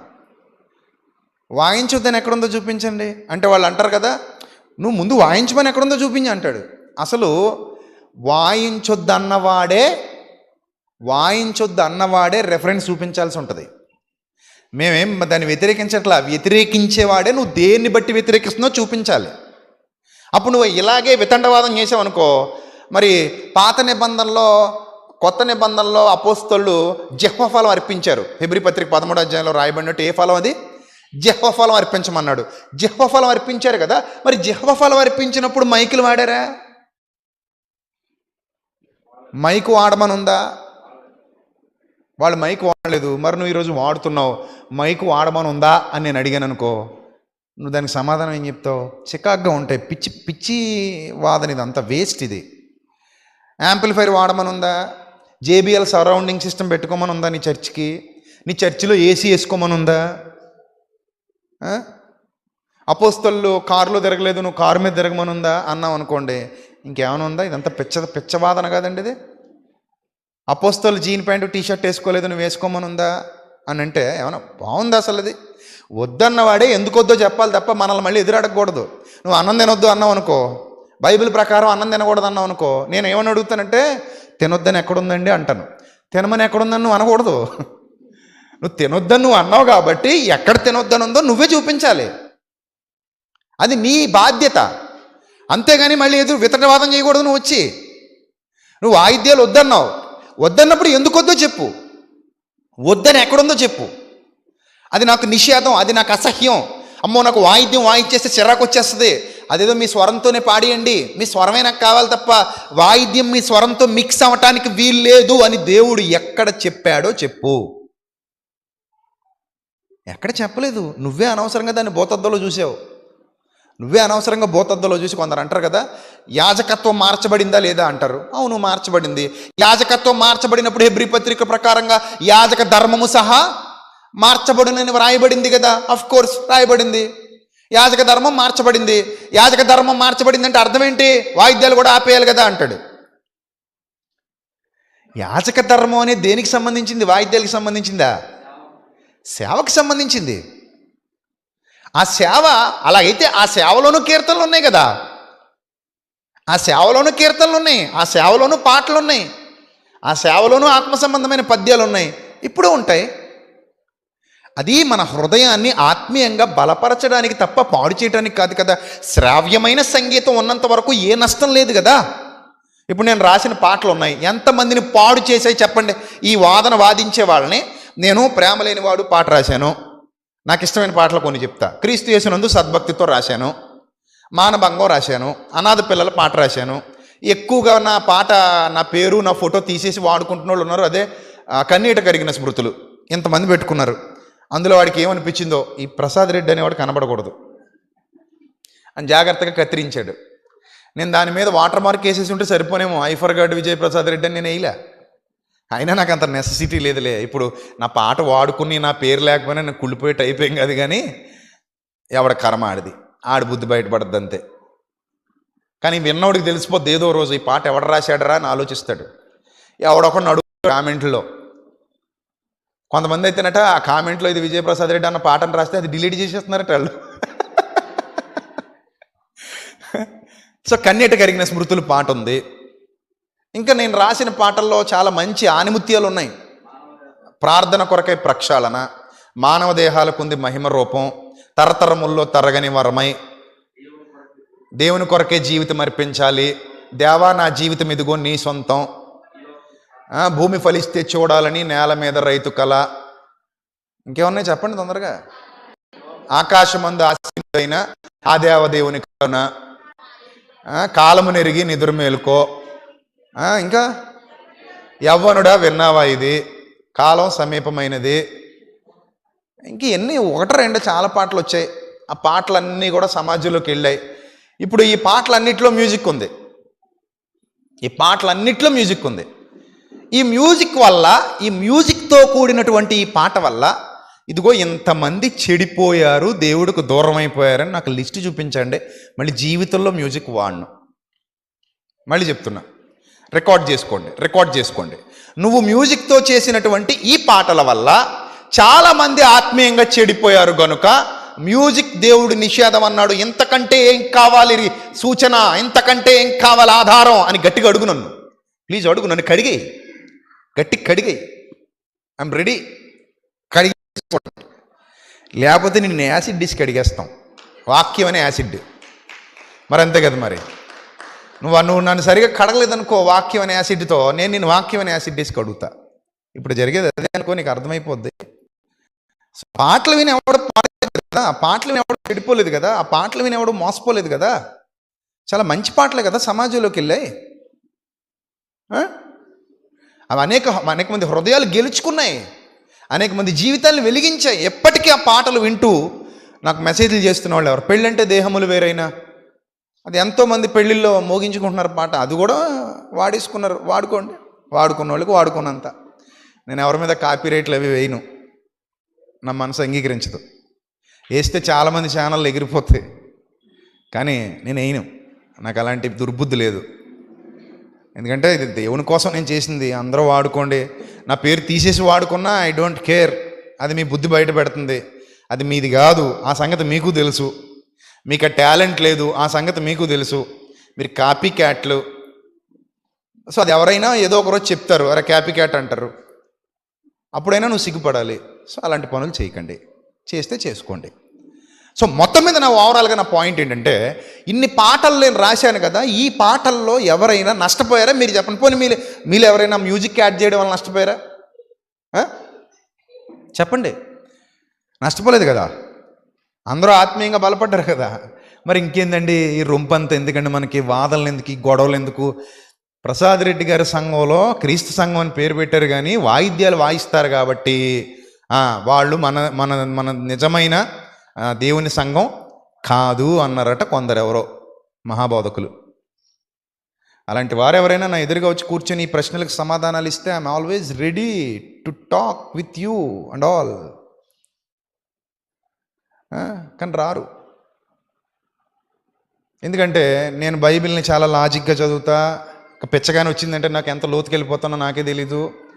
ఇంకా ఇదే టాపిక్ని ఇంకో సెకండ్ వెర్షన్లో మాట్లాడాలన్నా మళ్ళీ మాట్లాడతాను. ఇంకా లాజికల్గా, ఇంకా లోపలికి వెళ్ళిపోయి, ఇంకా రెఫరెన్స్లు తవ్వుకొని, ఇంకా తెచ్చుకొని, ఇంకా రాసుకొని, ఇంకెంతకంటే పెద్ద పేపర్ రాసుకొచ్చేయగలను. సో కాబట్టి అక్కడ నుంచి ఇష్యూ పెద్దది అవుతుంది. సో ఎంత పెద్దదైనా నేను వెనక్కి తగ్గను. నాగటి మీద చెయ్యేసామంటే దున్నుకుంటూ ముందుకెళ్ళిపోవడమే, మళ్ళీ వెనక్కి పోవటాలు ఉండవు. ఒక టాపిక్ ప్రజల్లోకి వెళ్ళిపోతుంది అంటే దాని మీద చాలా రీసెర్చ్ జరిగి ఉంటుంది, అందుకే అది ప్రజల్లోకి వెళ్తుంది. ఒకవేళ అది నాది తప్పైతే ఏ రోజైనా సరే నేను ఇలా తప్పు చెప్పానని చెప్పడానికి ఏమాత్రం వెనకాడను. అది దేవుడు నాకు ఇచ్చినటువంటి తగ్గింపు. కాబట్టి ప్రియమైన దేవుని పిల్లలారా, ఇప్పటివరకు విన్న ఈ మాటల్లో దేవుడు రాయించిన ప్రతి మాటను మనం జాగ్రత్తగా చూస్తే దేవుడు చెయ్యొద్దు అని ఎక్కడ చెప్పలేదు కాబట్టి అది నిషిద్ధం కాదు. నిషిద్ధం అయితే నిషిద్ధం అని చెప్పేస్తాడు ఆయన. నిషిద్ధం కాకపోతే నిషిద్ధం కాదు కాబట్టి పట్టించుకోడు. ఇప్పుడు మ్యూజిక్ అనేది ఎట్టి పరిస్థితుల్లో సంఘానికి నిషిద్ధం కాదు, కానీ అల్లరి నిషిద్ధం. వాడు గుర్తుపెట్టుకోండి, మనం నోటితో అలరి చేయొచ్చు, గోలా చేయొచ్చు, మాట్లాడవచ్చు, రెండు చేయొచ్చు. నోట్లోంచి శబ్దం వస్తుంది, ఈ శబ్దంతో ఏం చేయొచ్చు? నెంబర్ 1 గోల్ చేయొచ్చు, నెంబర్ 2 వినసొంపుగా మాట్లాడవచ్చు, రెండూ చేయొచ్చు. అలాగే ఇన్స్ట్రుమెంట్తో ఏం చేయొచ్చు? అలరి చేయొచ్చు, గోల చేయొచ్చు, డీజే సౌండ్లు పెట్టి దుమ్ము రేపొచ్చు, ప్రశాంతంగా కూడా శ్రావ్యమైన సంగీతాన్ని వినిపించవచ్చు. నీకు ఇదివరకు చెప్పినట్టు బ్లేడ్తో పెన్సిల్ చెక్కొచ్చు, పీకలో కొయ్యొచ్చు, కత్తితో కొమ్మలు నరకొచ్చు, మనుషుల్ని నరకొచ్చు. నువ్వు దేనికి వాడుకుంటావు అనేది నీ చేతుల్లో ఉంటుంది. అది నువ్వు దేనికి వాడతావు అన్నది నీ చేతుల్లో ఉంది. అర్థమైందా? ఎన్టీ రామారావు గారి దినాల్లో, ఆయన పాలిస్తున్న దినాల్లో మద్యపాన నిషేధం అమలు చేశాడు. మద్యపాన నిషేధం అమలు చేస్తే ఈ తాగుబోతుళ్ళు ఏం చేశారో తెలుసా? మద్యం దొరకట్లేదని కఫ్ సిరప్స్ ఉంటాయి కదా, బెనడ్రిల్, ఇలాంటి కఫ్ సిరప్లు అవి 2-3 కొనుక్కుని తాగేసేవారు. దగ్గుమందు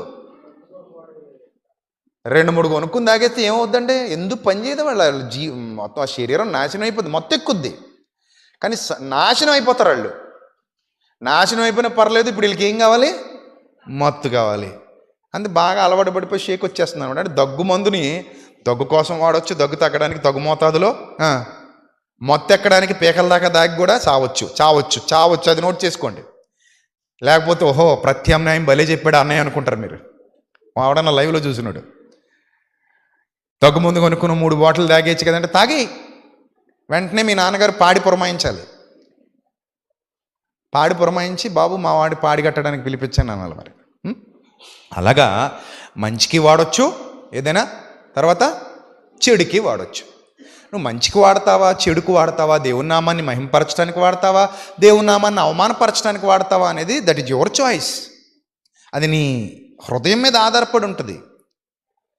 అది నీ మైండ్ సెట్ ఎలాంటిదో దాన్ని బట్టి ఆధారపడి ఉంటుంది. రైట్. ఇంకా మరికొన్ని సందర్భాలు మనం దైవ గ్రంథంలో నుండి చూస్తే ప్రియమైన దేవుని పిల్లలారా, ఫస్ట్ నుంచి కూడా చాలా విషయాలు మీకు చెప్పుకుంటూ వచ్చాను. ఇంకొన్ని విషయాలు మనం జాగ్రత్తగా చూస్తే, యాజక ధర్మం మారింది, యాజకులు మార్చబడ్డారు కాబట్టి యాజక ధర్మం మారింది. అంటే యాజక ధర్మంలో బలులు, అర్పణలు, గుడార సంబంధమైన పరిచర్య ఇవి మారాయి తప్ప పాటలేం మారలేదు. ఇప్పటికీ మరి ఆ కీర్తనలు మనం పాడుతున్నావా, పాటలేదా? యెహోవా నా కాపరి, నాకు లేమి కలుగదు, పచ్చిక గల చోట్ల ఆయన నన్ను పరుండజేయుచున్నాడు, శాంతికరమైన జలముల యొద్ద ఆయన నన్ను నడిపించున్నాడు. ఇవన్నీ ఇప్పటికీ మనం ఆ మాధుర్యాన్ని అనుభవిస్తున్నాం. ఆ పాటలు మారల. కీర్తనలు అంటే పాటల పుస్తకం అని అర్థం. ఏమండి? రైట్. ఇక మరొక సందర్భం దైవ గ్రంథంలో నుండి చూస్తే, ఇక చాలామందికి అర్థం కాని సంగతి ఏంటంటే హెబ్రీ పత్రిక 13:10 జిహ్వ ఫలం. హెబ్రీ పత్రిక 13:10. ఏమంటే ఇంకా నచ్చనుడు ఏదో రెఫరెన్స్ ఎత్తుక్కుంటూనే ఉంటాడండి వక్రీకరించడానికి. ఆడికి నచ్చలేనప్పుడు ఏం చేస్తాడు? అన్నీ వదిలేస్తాడు. ఇందులో ఆడికి కొన్ని పాయింట్లు తగులుతాయి, తగిలినా కూడా వాటిని పట్టించుకోకుండా వాడి సిద్ధాంతాన్ని బలపరుచుకోవడానికి ట్రై చేస్తుంటాడు. ఆ సిద్ధాంతాల మీద కూర్చున్న వాళ్ళకి ఇంకా వాక్యం అర్థం కాదండి.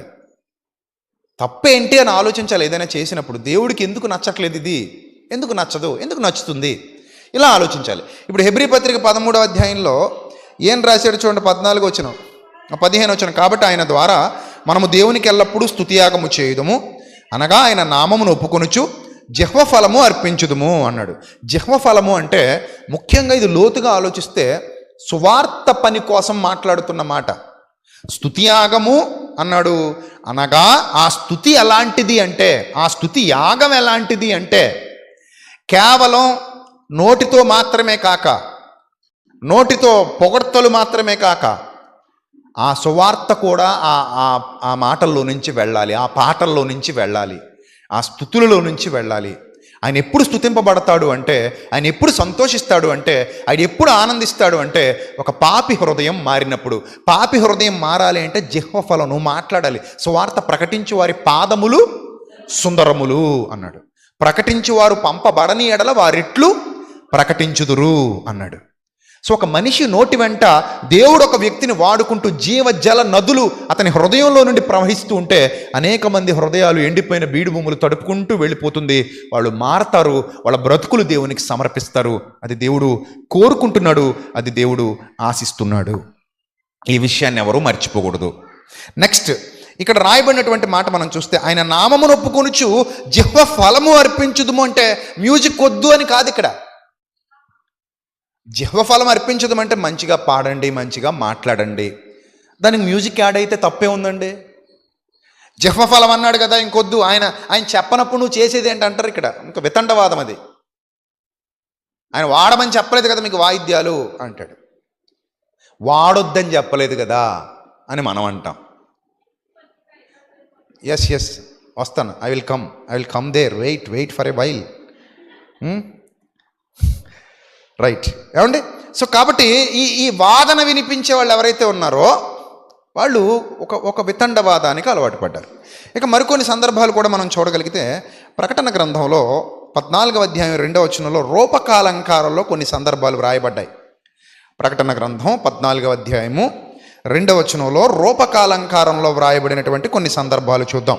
మరియు విస్తారమైన జలముల ధ్వనితోనూ గొప్ప ఉరుము ధ్వనితోనూ సమానమైన ఒక శబ్దము పరలోకము నుండి రాగా వింటిని. దీన్ని దేంతో పోలుస్తున్నాడట? విస్తారమైన జలముల ధ్వనట, రెండోది గొప్ప ఉరుము ధ్వనట. దాంతో సమానమైన ఒక శబ్దం వచ్చిందట. ఈ శబ్దం ఎలా వచ్చిందనే చెప్పలేదు ఇక్కడ. ఏమండి? 44,000 మంది ఆయనతో కూడా ఉండిరి అని అన్నాడు పైన. వాళ్ళు అక్కడి నుంచి ఒక శబ్దం ఈయన దర్శనంలో వింటున్నాడు, చూస్తున్నాడు. వారు చూడండి, నేను వినిన ఆ శబ్దము వీణెలు వాయించుచున్న వైనికుల నాదమును పోలినది అన్నాడండి. అంటే వైనికులు అంటే వీణ వాయించేవాళ్ళు. ఈ వీణెలు వాయించుచున్నటువంటి వైనికుల నాదం ఎలా ఉంటుందో సేమ్ టు సేమ్ అలాగే ఉందట. డిట్టో. నిషిద్ధం అయితే దాంతో ఎందుకు పోలుస్తాడండి దేవుడు? ఇది పోలిక, దర్శనంలో చూపిస్తున్నటువంటి పోలిక. ఒకవేళ వీణ వాయించడం నిషిద్ధం అనుకోండి, ఆ వైనికులు వీణెలు వాయిస్తున్నప్పుడు ఎంత ఆహ్లాదంగా ఉంటుందో, ఎంత ఆనందంగా ఉంటుందో, అలాంటి పోలిక ఉంది అక్కడ అని చెప్తున్నాడు తప్ప నిషిద్ధం అని ఎక్కడ చెప్పలేదే ఇక్కడ. సో దాన్ని ఎందుకు మనం రాంగ్గా కన్వే చేయాలి? ఇక మరో సందర్భం చూస్తే అదే ప్రకటన గ్రంథం 15వ అధ్యాయం, 2వ వచనం. మరియు అగ్నితో కలిసి ఉన్న స్ఫటికపు సముద్రం వంటిది ఒకటి నేను చూచితిని. అంత దర్శనంలోనే. ఆ క్రూర మృగమునకు దాని ప్రతిమకు దాని పేరు గల సంఖ్యకు లోబడక వాటిని జయించిన వారు దేవుని వీణెలు గలవారై ఆ స్ఫటికపు సముద్రమునొద్ద నిలిచి ఉండుట చూచితిని. ఏ వీణెలట? ఎవరి వీణెలట? దేవుని వీణెలు గలవారని పుట్టినోట్లు ఏమి రాశాడు? దేవుని సేవార్థమైన వీణెలు గలవారై అన్నాడు. ఇది రూపకాలంకారం. దేవుని సేవార్థమైన వీణెలు గలవారై. వేటితో పోలుస్తున్నాడు? వీణెలతో. నిషిద్ధమైనవైతే పోలుస్తాడా? అపవిత్రమైనవైతే పోలుస్తాడా? సంఘంలోకి అసలు వాయిద్యం రాకూడదు అంటే పోలుస్తాడా? కొంతమంది చప్పట్లు కూడా కొట్టకూడదు అంటారండి. ఇదేం కర్మ నాకు అర్థం కాదు. తప్పే ఉందండి, నాకు అర్థం కాదు. అది పాపం. అదేమైనా ఆజ్ఞాతిక్రమమా? ఆజ్ఞగా ఇవ్వబడిందా మీరు చప్పట్లు కొట్టడానికి వీలు లేదు? అల్లరి అయ్యేలా కొట్టకండి. ఇప్పుడు మన చప్పట్ల పాటను బీటౌట్ చేసేయకూడదు. కొంతమంది కొడేస్తుంటారు చూడండి, ఇంకా చూడండి ఆ చేతులు ఎర్రగా అయిపోతాయి. దబా బాధేసుకుంటారు. ఆ మధ్యలో మనం ఏమైనా జీడిపిక్కలు ఇట్టామనుకోండి పగిలిపోతాయి, అంతే. ఇంకా నొక్కక్కర్లేదు మనం. పాపం అనవసరంగా జీడిపిక్కల బ్యాటరీలో మిషన్లు ఇట్టి నొక్కుంటారు ఆ పప్పు తీయడానికి. వీళ్ళ చేతుల్లోకి అలాగే ఎగరేస్తుంటే చాలు, కోడుతుంటే పడాలి, మధ్యలో పడాలి, కోడుతుంటే మధ్యలో పడాలి, పగిలిపోద్ది. మళ్ళీ కొబ్బరికాయలు ఉంటే కొబ్బరికాయలు చెక్కలైపోతాయి, అంతే. అలా కొట్టేసుకుంటారు చేతులు. అప్పుడు పాట వినబడద్దా? కొన్ని సంఘాల్లో వెళ్ళి చూడండి, ఆ చప్పట్ల ధ్వనికి, ఆ రణగొన ధ్వనికి వాళ్ళు ఏం పాడుతున్నారు కూడా మనం ఎంత లాగి పెట్టిన ఆ పాట మనకు అర్థమై చావదు, ఆ లిరిక్స్ మనకు అర్థమై చావు. ఇంకా అలాంటప్పుడు ఆ భేదం కనుగొనలేనప్పుడు పాట ఎందుకండి? పని లేక. మరి అంతేనా? మనం ఒక పాట పాడాము అంటే పాట వాడి హృదయంలోకి వెళ్ళాలా వద్దా? అది వాడు అర్థం చేసుకోవాలా, అందులో భావాన్ని గ్రహించాలా, వాడు దేవునికి దగ్గర అవ్వాలా, దేవుణ్ణి హృదయంతో కీర్తించాలా. మరి ఇదంతా జరగాలంటే ఆ పాట స్వరం మధురంగా ఉండాలా, లేకపోతే రన్నకొన ధ్వనులు ఉండాలా? ఎలా ఉండాలి? రైట్. సో ఇక్కడ దేవుని వీణెలు అన్నాడు, కిందంటాడు దేవుని సేవార్థమైన వీణెలు గలవారై, అంటే వారి చేతిలో వీణెలు ఉన్నాయి అన్నట్టుగా రూపకాలంకారంలో చెప్తున్నాడు ఇక్కడ. అలంకారప్రాయంగా చెప్తున్నాడు ఇక్కడ. నిషిద్ధమైతే ఈ అలంకారప్రాయమైన సూచనప్రాయమైన సందర్భాలు కూడా వాడ్డు కదా. నిషిద్ధమైతే వీటిని వాడ్డు. కాబట్టి ఎక్కడ నిషిద్ధమని ఎక్కడ చెప్పలేదు, అది మొదట గుర్తించాలి. ముందు నా ఫస్ట్ పాయింట్ ఏంటంటే నిషిద్ధం అని ఎక్కడ చెప్పలేదు.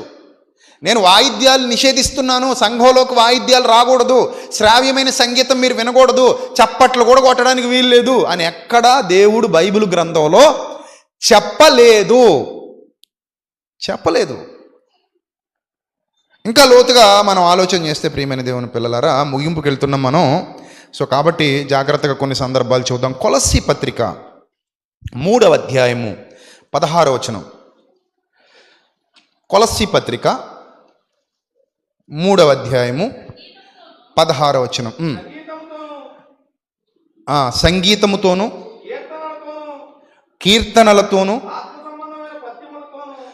ఆత్మ సంబంధమైన పద్యములతోను ఒకనికొకడు బోధించుచు బుద్ధి చెప్పుచు కృపాసహితముగా మీ హృదయములలో దేవుని గూర్చి గానము చేయుచు సమస్త విధములైన జ్ఞానముతో క్రీస్తు వాక్యము మీలో సమృద్ధిగా నివసింపనీయుడి. మరియు మాట చేత కానీ క్రియ చేత కానీ మీరేం చేసినా ప్రభువైన యేసు ద్వారా తండ్రి అయిన దేవునికి కృతజ్ఞతాస్తుతులు చెల్లించుచు సమస్తము ఆయన పేరట చేయుడి అన్నాడు.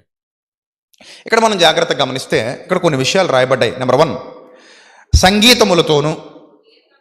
చాలామంది ఏమంటారంటే సంగీతములు అంటే ఇది వాయిద్య సంగీతం కాదు, గాత్ర సంగీతం అంటాడు. గాత్ర సంగీతం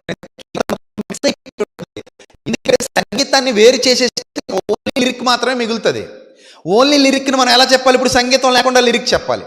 దేవా నా జీవితం ఇదిగో నీ సొంతం, ప్రతిక్షణం నీ పనికై అర్పితం. ఇది లిరిక్. దేవా నా జీవితం ఇదిగో నీ సొంతం గో అన్నప్పుడే అందులో ఏం మిక్స్ చేసాం? గో అనొచ్చుగా, గో అని ఎందుకన్నావు? ఒక లిరిక్కి నువ్వు సంగీతాన్ని మిక్స్ చేసేస్తేనే అదేమవుతుంది? కీర్తన అవుతుంది. మళ్ళీ గాత్ర సంగీతం వేరు, పాట వేరు, కీర్తన వేరు. నువ్వెలా విడగొట్టగలవు అంటున్నాను. ఆల్రెడీ సంగీతం గాత్ర సంగీతం అని కాసేపు అనుకుంటే ఆ గాత్ర సంగీతం ఆల్రెడీ కీర్తనలో మిక్స్ అయిపోయింది కదా. అప్పుడు వెంటనే ఏమనాలి? గాత్ర సంగీతం మిక్స్ అయిన కీర్తనతోనూ అనాలి, కలిపి మాట్లాడాలి. అక్కడ వట్టిగా రాసిన లిరిక్తోనూ అనాలి, లేకపోతే గాత్ర సంగీతం మిక్స్ అయిన కీర్తనతోనూ అనాలి అక్కడ. కానీ అక్కడ కలిపి మాట్లాడా, విడివిడిగా మాట్లాడుతున్నాడా? చెప్పండి, ఎలా మాట్లాడుతున్నాడు? విడివిడిగానే మాట్లాడుతున్నాడు.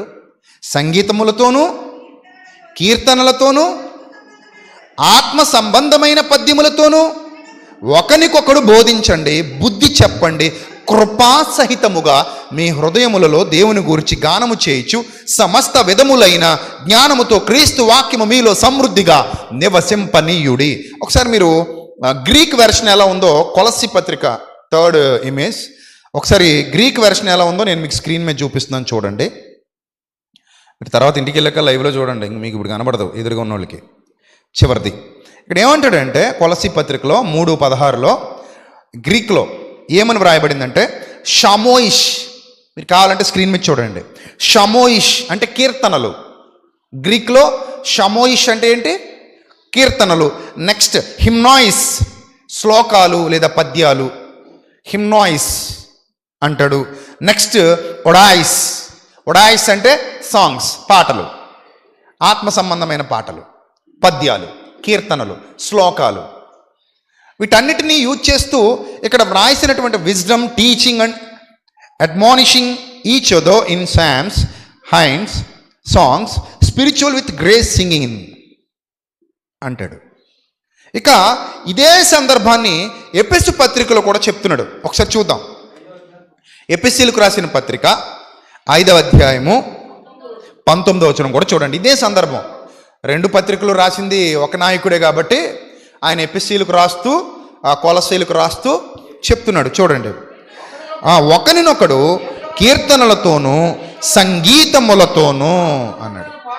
సంగీతములతోనూ కీర్తనలతోనూ. ఇక్కడ ఈ కొలస్సీ పత్రిక గురించి ఏం రాయబడిందో ఒకసారి చూస్తే, speaking to each other in psalms and hymns and songs, spiritual singing and songs, spiritual singing and making melody in the heart of you to the lord అంటాడు. ఇక్కడ కూడా మనం జాగ్రత్తగా చూస్తే ఆ సందర్భాలు మనకు కనబడతాయి. సామోయిష్ కనబడతాయి, హెమ్నాయిస్ కనబడతాయి, ఒడాయిస్ కనబడతాయి. గ్రీక్లో ఈ పదాలు వాడబడ్డాయి. ఎక్కడ కూడా ఈ సంగీతం అనగానే కేవలం గాత్ర సంగీతం మాత్రమే నొక్కి ఒక్కరించలేదు. అలాగే వాయిద్య సంగీతం ఇక్కడ నిషేధం అని ఎక్కడ చెప్పలేదు మూల భాషలో కూడా. మరి చెప్పనప్పుడు మనం ఎందుకు దాన్ని ఇక్కడ కిట్టించాలి?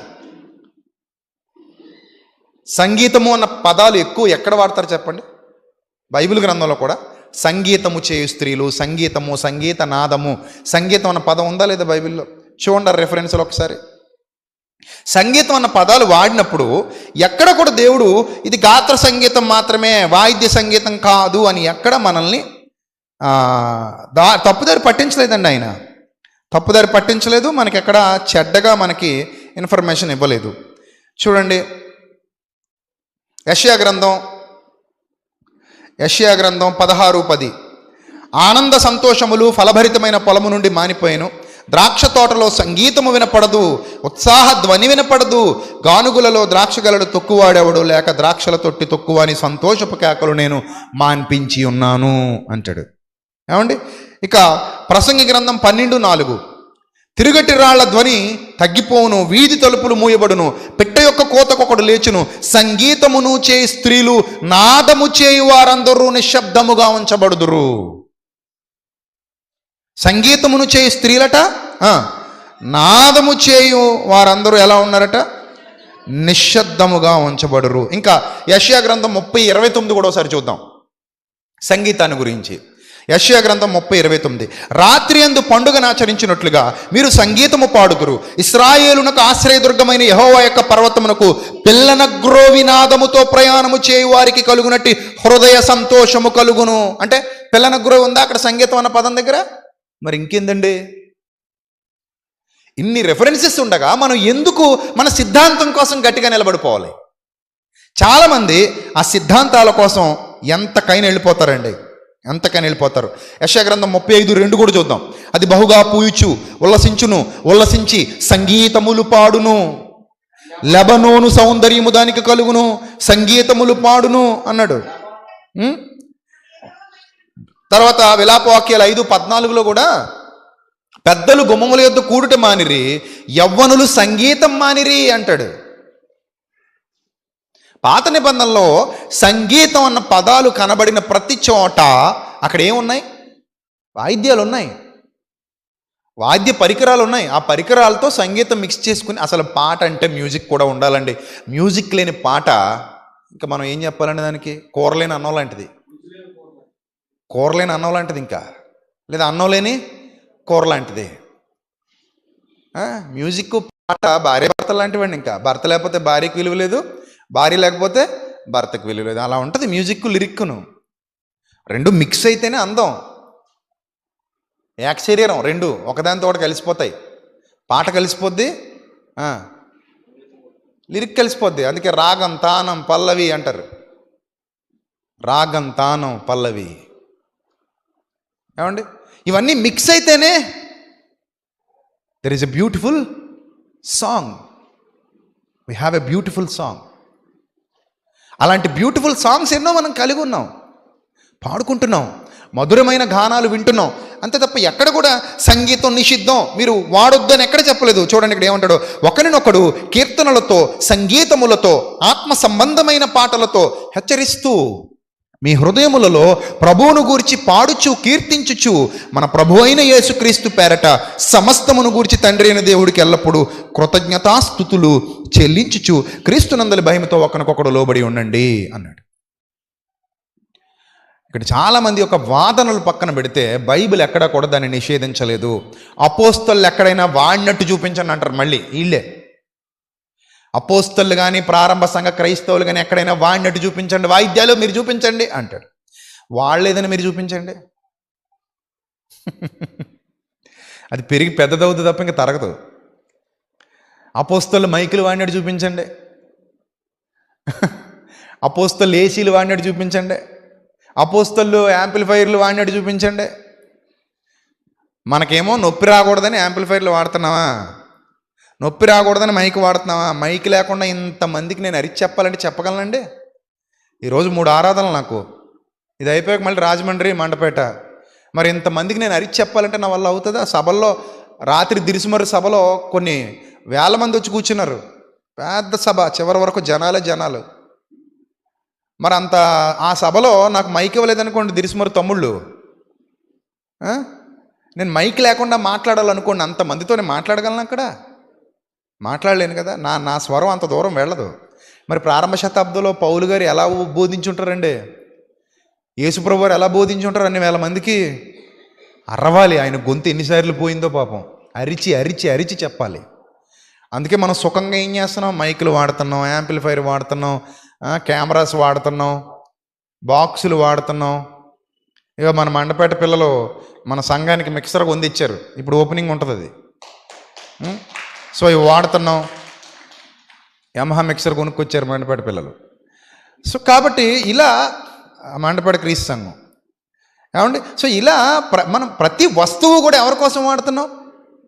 దేవుని పని కోసం వాడుతున్నాం. మనకి ఏది యూజ్ఫుల్గా ఉందో అదంతా పెట్టుకున్నాం. లైటింగ్ పెట్టుకున్నాం. ఇంకొన్ని సంఘాల్లో అయితే సెంట్రల్ ఏసీ కూడా పెట్టేసుకున్నారండి. ఏంటంటే ఇంకా ఫ్యాన్లతో పని లేదు వాళ్ళకి. ఏంటి మొత్తం సెంట్రల్ ఏసీ. మనకు కావలసినవన్నీ మనం తెచ్చుకున్నామా? మన సిద్ధాంతాలకు వేరుగా ఉన్నామేమో పక్కన పెట్టి గొడవ చేస్తామా? అపోస్తలు వాడారా వాడలేదా అంటే ఏమో మనకు తెలీదు. అది బైబిల్లో అంత వివరాలు ఇవ్వలేదు. వాళ్ళు ఆరాధన చేసేటప్పుడు వాడారా వాడలేదా అంటే ఇవ్వలేదు. వాళ్ళు మనకులాగా ఎక్కడ పెద్ద పెద్ద షెడ్లు వేసుకున్నట్టు లేవు, మరి పెద్ద పెద్ద బిల్డింగ్లు కట్టినట్టు కూడా లేదు. వాళ్ళు ఎక్కడో పాఠశాలల్లోనూ లేకపోతే సమాజ మందిరాల్లోనూ అక్కడ ఇక్కడ నదీ తీరాన గదుల్లోనూ ఇళ్లల్లోనూ చేశారు. మరి మనము మనకి ఒక ఇళ్ల మధ్యలో పెడితే బయటికి పొమ్మంటారని ఏం చేసాం? ఊరి చివర ఎక్కడైతే స్పేసియస్గా ఉందో అక్కడ చక్కగా మనం నిర్మాణాలు చేసుకుని షెడ్ చేసుకుని సంఘం ఇక్కడ కూడుకుంటున్నాం. కాబట్టి ఏదో అపోస్తలు చేశారా మీరు చూసారా అంటే, నువ్వు చూసావా? వాళ్ళు వద్దంటావు, నువ్వు ఎప్పుడైనా చూసావా? వాళ్ళు వద్దని ఎప్పుడైనా చెప్పారా? వాళ్ళు రాసినప్పుడు ఎప్పుడైనా నిషేధం అన్నారా? ఎందుకు అక్కర్లేదని కోడిగుడ్డు కేకల పేకడం ఎందుకయ్యా? దానివల్ల నష్టం ఉంటే చెప్పు, మానేద్దాం. నేను కూడా I will obey your words. First tell me, ఏంటి ఆ బాధ ఏంటి చెప్పు నాకు క్లియర్లీ. ఏంటి నష్టం ఏంటో చెప్పు, అంటే బ్యాడ్ ఏంటో చెప్పు. ఇప్పుడు మ్యూజిక్ యాడ్ చేసాం పాటకి, శ్రావ్యంగా అల్లరి ఉంటే నేను కూడా ఒప్పుకోను. అల్లరి ఉంటే నేను ఎప్పుడు ఒప్పుకోను. శ్రావ్యంగా ఉన్నప్పుడు నష్టం ఏంటి? నేను ఇందాక క్వశ్చన్ అడిగా. నేను ఎన్నో పాటలు మ్యూజిక్తో రిలీజ్ చేశా. ఆ పాటల వల్ల ఎంతమంది నష్టపోయారు నువ్వు నాకు చెప్పాలి. బాగుపడిన వాళ్ళు ఎంతమంది ఉన్నారు నేను నీకు చూపిస్తారు. రా, కావాలంటే రా. అవి విని నేను బాగుపడ్డాను, అవి నేను ఆత్మీయంగా బలపడ్డానని కొన్ని వందల మంది సాక్ష్యాలు నీకు వినిపిస్తాను నేను. మరి ఇంకేంది? కాబట్టి చాలామంది ఆత్మీయులైన సోదరులు, వాక్యాన్ని ప్రేమించే సోదరులు ఉన్నారు. వాళ్ళందరికీ నేను ప్రేమపూర్వకంగా చెప్పేది ఒకటే, మన సిద్ధాంతాల కోసం మంచి పనిని పాడు చేయొద్దు. సిద్ధాంతాలని వెలుగులోకి తీసుకొచ్చి ఇన్నాళ్ళ నుంచి మేము ఆ చెయ్యి ఇలా వెనక్కి కట్టేశారు కాబట్టి అది అలాగే ఉండిపోయింది, దాన్ని ఇంకా మేము ఎలా ముందుకు తీసుకురాము అంటే, కష్టపడి తీసుకురావచ్చు, తప్పేం లేదు. కొంచెం కొబ్బరి నూనె రాసి ఫిజియోథెరపీ చేయించుకో, ముందుకు వస్తుంది. లేదు నేను ఇలా కొన్ని సంవత్సరాలుగా కట్టేసుకున్నాను కాబట్టి ఇలాగే ఉండిపోతానంటే నీ కర్మ, ఎవడో నిన్నేం చేయలేడు. ఇంత విడమరిచి చెప్పిన తర్వాత కూడా నాకు ఈ సబ్జెక్ట్ అర్థం కాలేదు, వాయిద్యాలు నిషేధం అన్నావు అనుకో, నీ ముందు ఎన్నో ప్రశ్నలు మిగిలిపోతాయి. ఎప్పటికీ మ్యూజిక్ థెరపీ ఉందా లేదా? ఉంది. నేను చెప్పింది మీరు ఫాలో అవ్వండి. కావాలంటే సాయంత్రం ఇంటికి వెళ్ళిన తర్వాత ఒక మంచి బ్యూటిఫుల్ మెలోడీ మ్యూజిక్ పెట్టుకోండి, మెడిటేషన్ మ్యూజిక్ పెట్టుకోండి. యూట్యూబ్లో ఉంటాయి, బోల్డ్ అని ఉంటాయి. చక్కగా తల దగ్గర పెట్టుకుని వింటూ అలా పడుకోండి. మైండ్ అంతా రిలాక్స్గా అయిపోతుంది, మీ స్ట్రెస్ అంతా మర్చిపోతారు. మంచి పాటలు వినండి. మన పాటలు ఎంత మంచి పాటలు ఉన్నాయి, ఆత్మ సంబంధమైన పాటలు. అవి వినండి, వింటూ నిద్రపోండి. ప్రేమ లేనివాడు కానీ, ప్రార్థన కొరకే ప్రక్షాళన కానీ, దేవా నా జీవితం ఇదిగో నీ సొంతం కానీ, ఆది నీవే అంతం నీవే కానీ, తరతరములలో తరగని వరమై కానీ, మానవ దేహాలకుంది మహిమ రూపం కానీ, మానభంగం మూర్ఖుల మదవిహంగం కానీ, కన్నీట కరిగిన స్మృతులు కానీ, ఎంత మంచి అద్భుతమైన జ్ఞానంతో కూడినటువంటి పాటలు ఉన్నాయి. భేద విధవరాలి ప్రేమ ఎంత గొప్పది, ఆకాశమందు ఆసీనుడైన ఆ దేవదేవుని కరుణ, స్వేచ్ఛ లేదురా మనిషి నీకు స్వేచ్ఛ లేదురా. ఒకటా రెండా? చాలా ఉన్నాయి కదా. అవన్నీ హాయిగా వింటూ నిద్రపోండి. ఆ నిద్రలో ఆ వాక్యంతో మైమరిచిపోండి. ప్రశాంతంగా ఆ ప్రశాంతతను ఆస్వాదించండి. ప్రశాంతంగా లేకపోతే మనకి జీవితం ఎందుకండి? మ్యూజిక్ లేకుండా మనకి హ్యాపీనెస్ ఉండదు. పాట ప్రశాంతంగా మైండ్లోకి వెళ్ళాలంటే దేవుడు మ్యూజిక్ని సృష్టించాడు. అందుకే ఆయన పాటలు, మధురమైన ఆయన పాటలు మ్యూజిక్తో మనం తింటున్నాం. రుచికరమైన కూరతోనే మనం అన్నం తింటే బాగుంటుంది. కూర లేకుండా అన్నం తినేయండి అంటే అన్నం తింటే కడుపు నిండుద్ది, కానీ రుచి ఉండదు.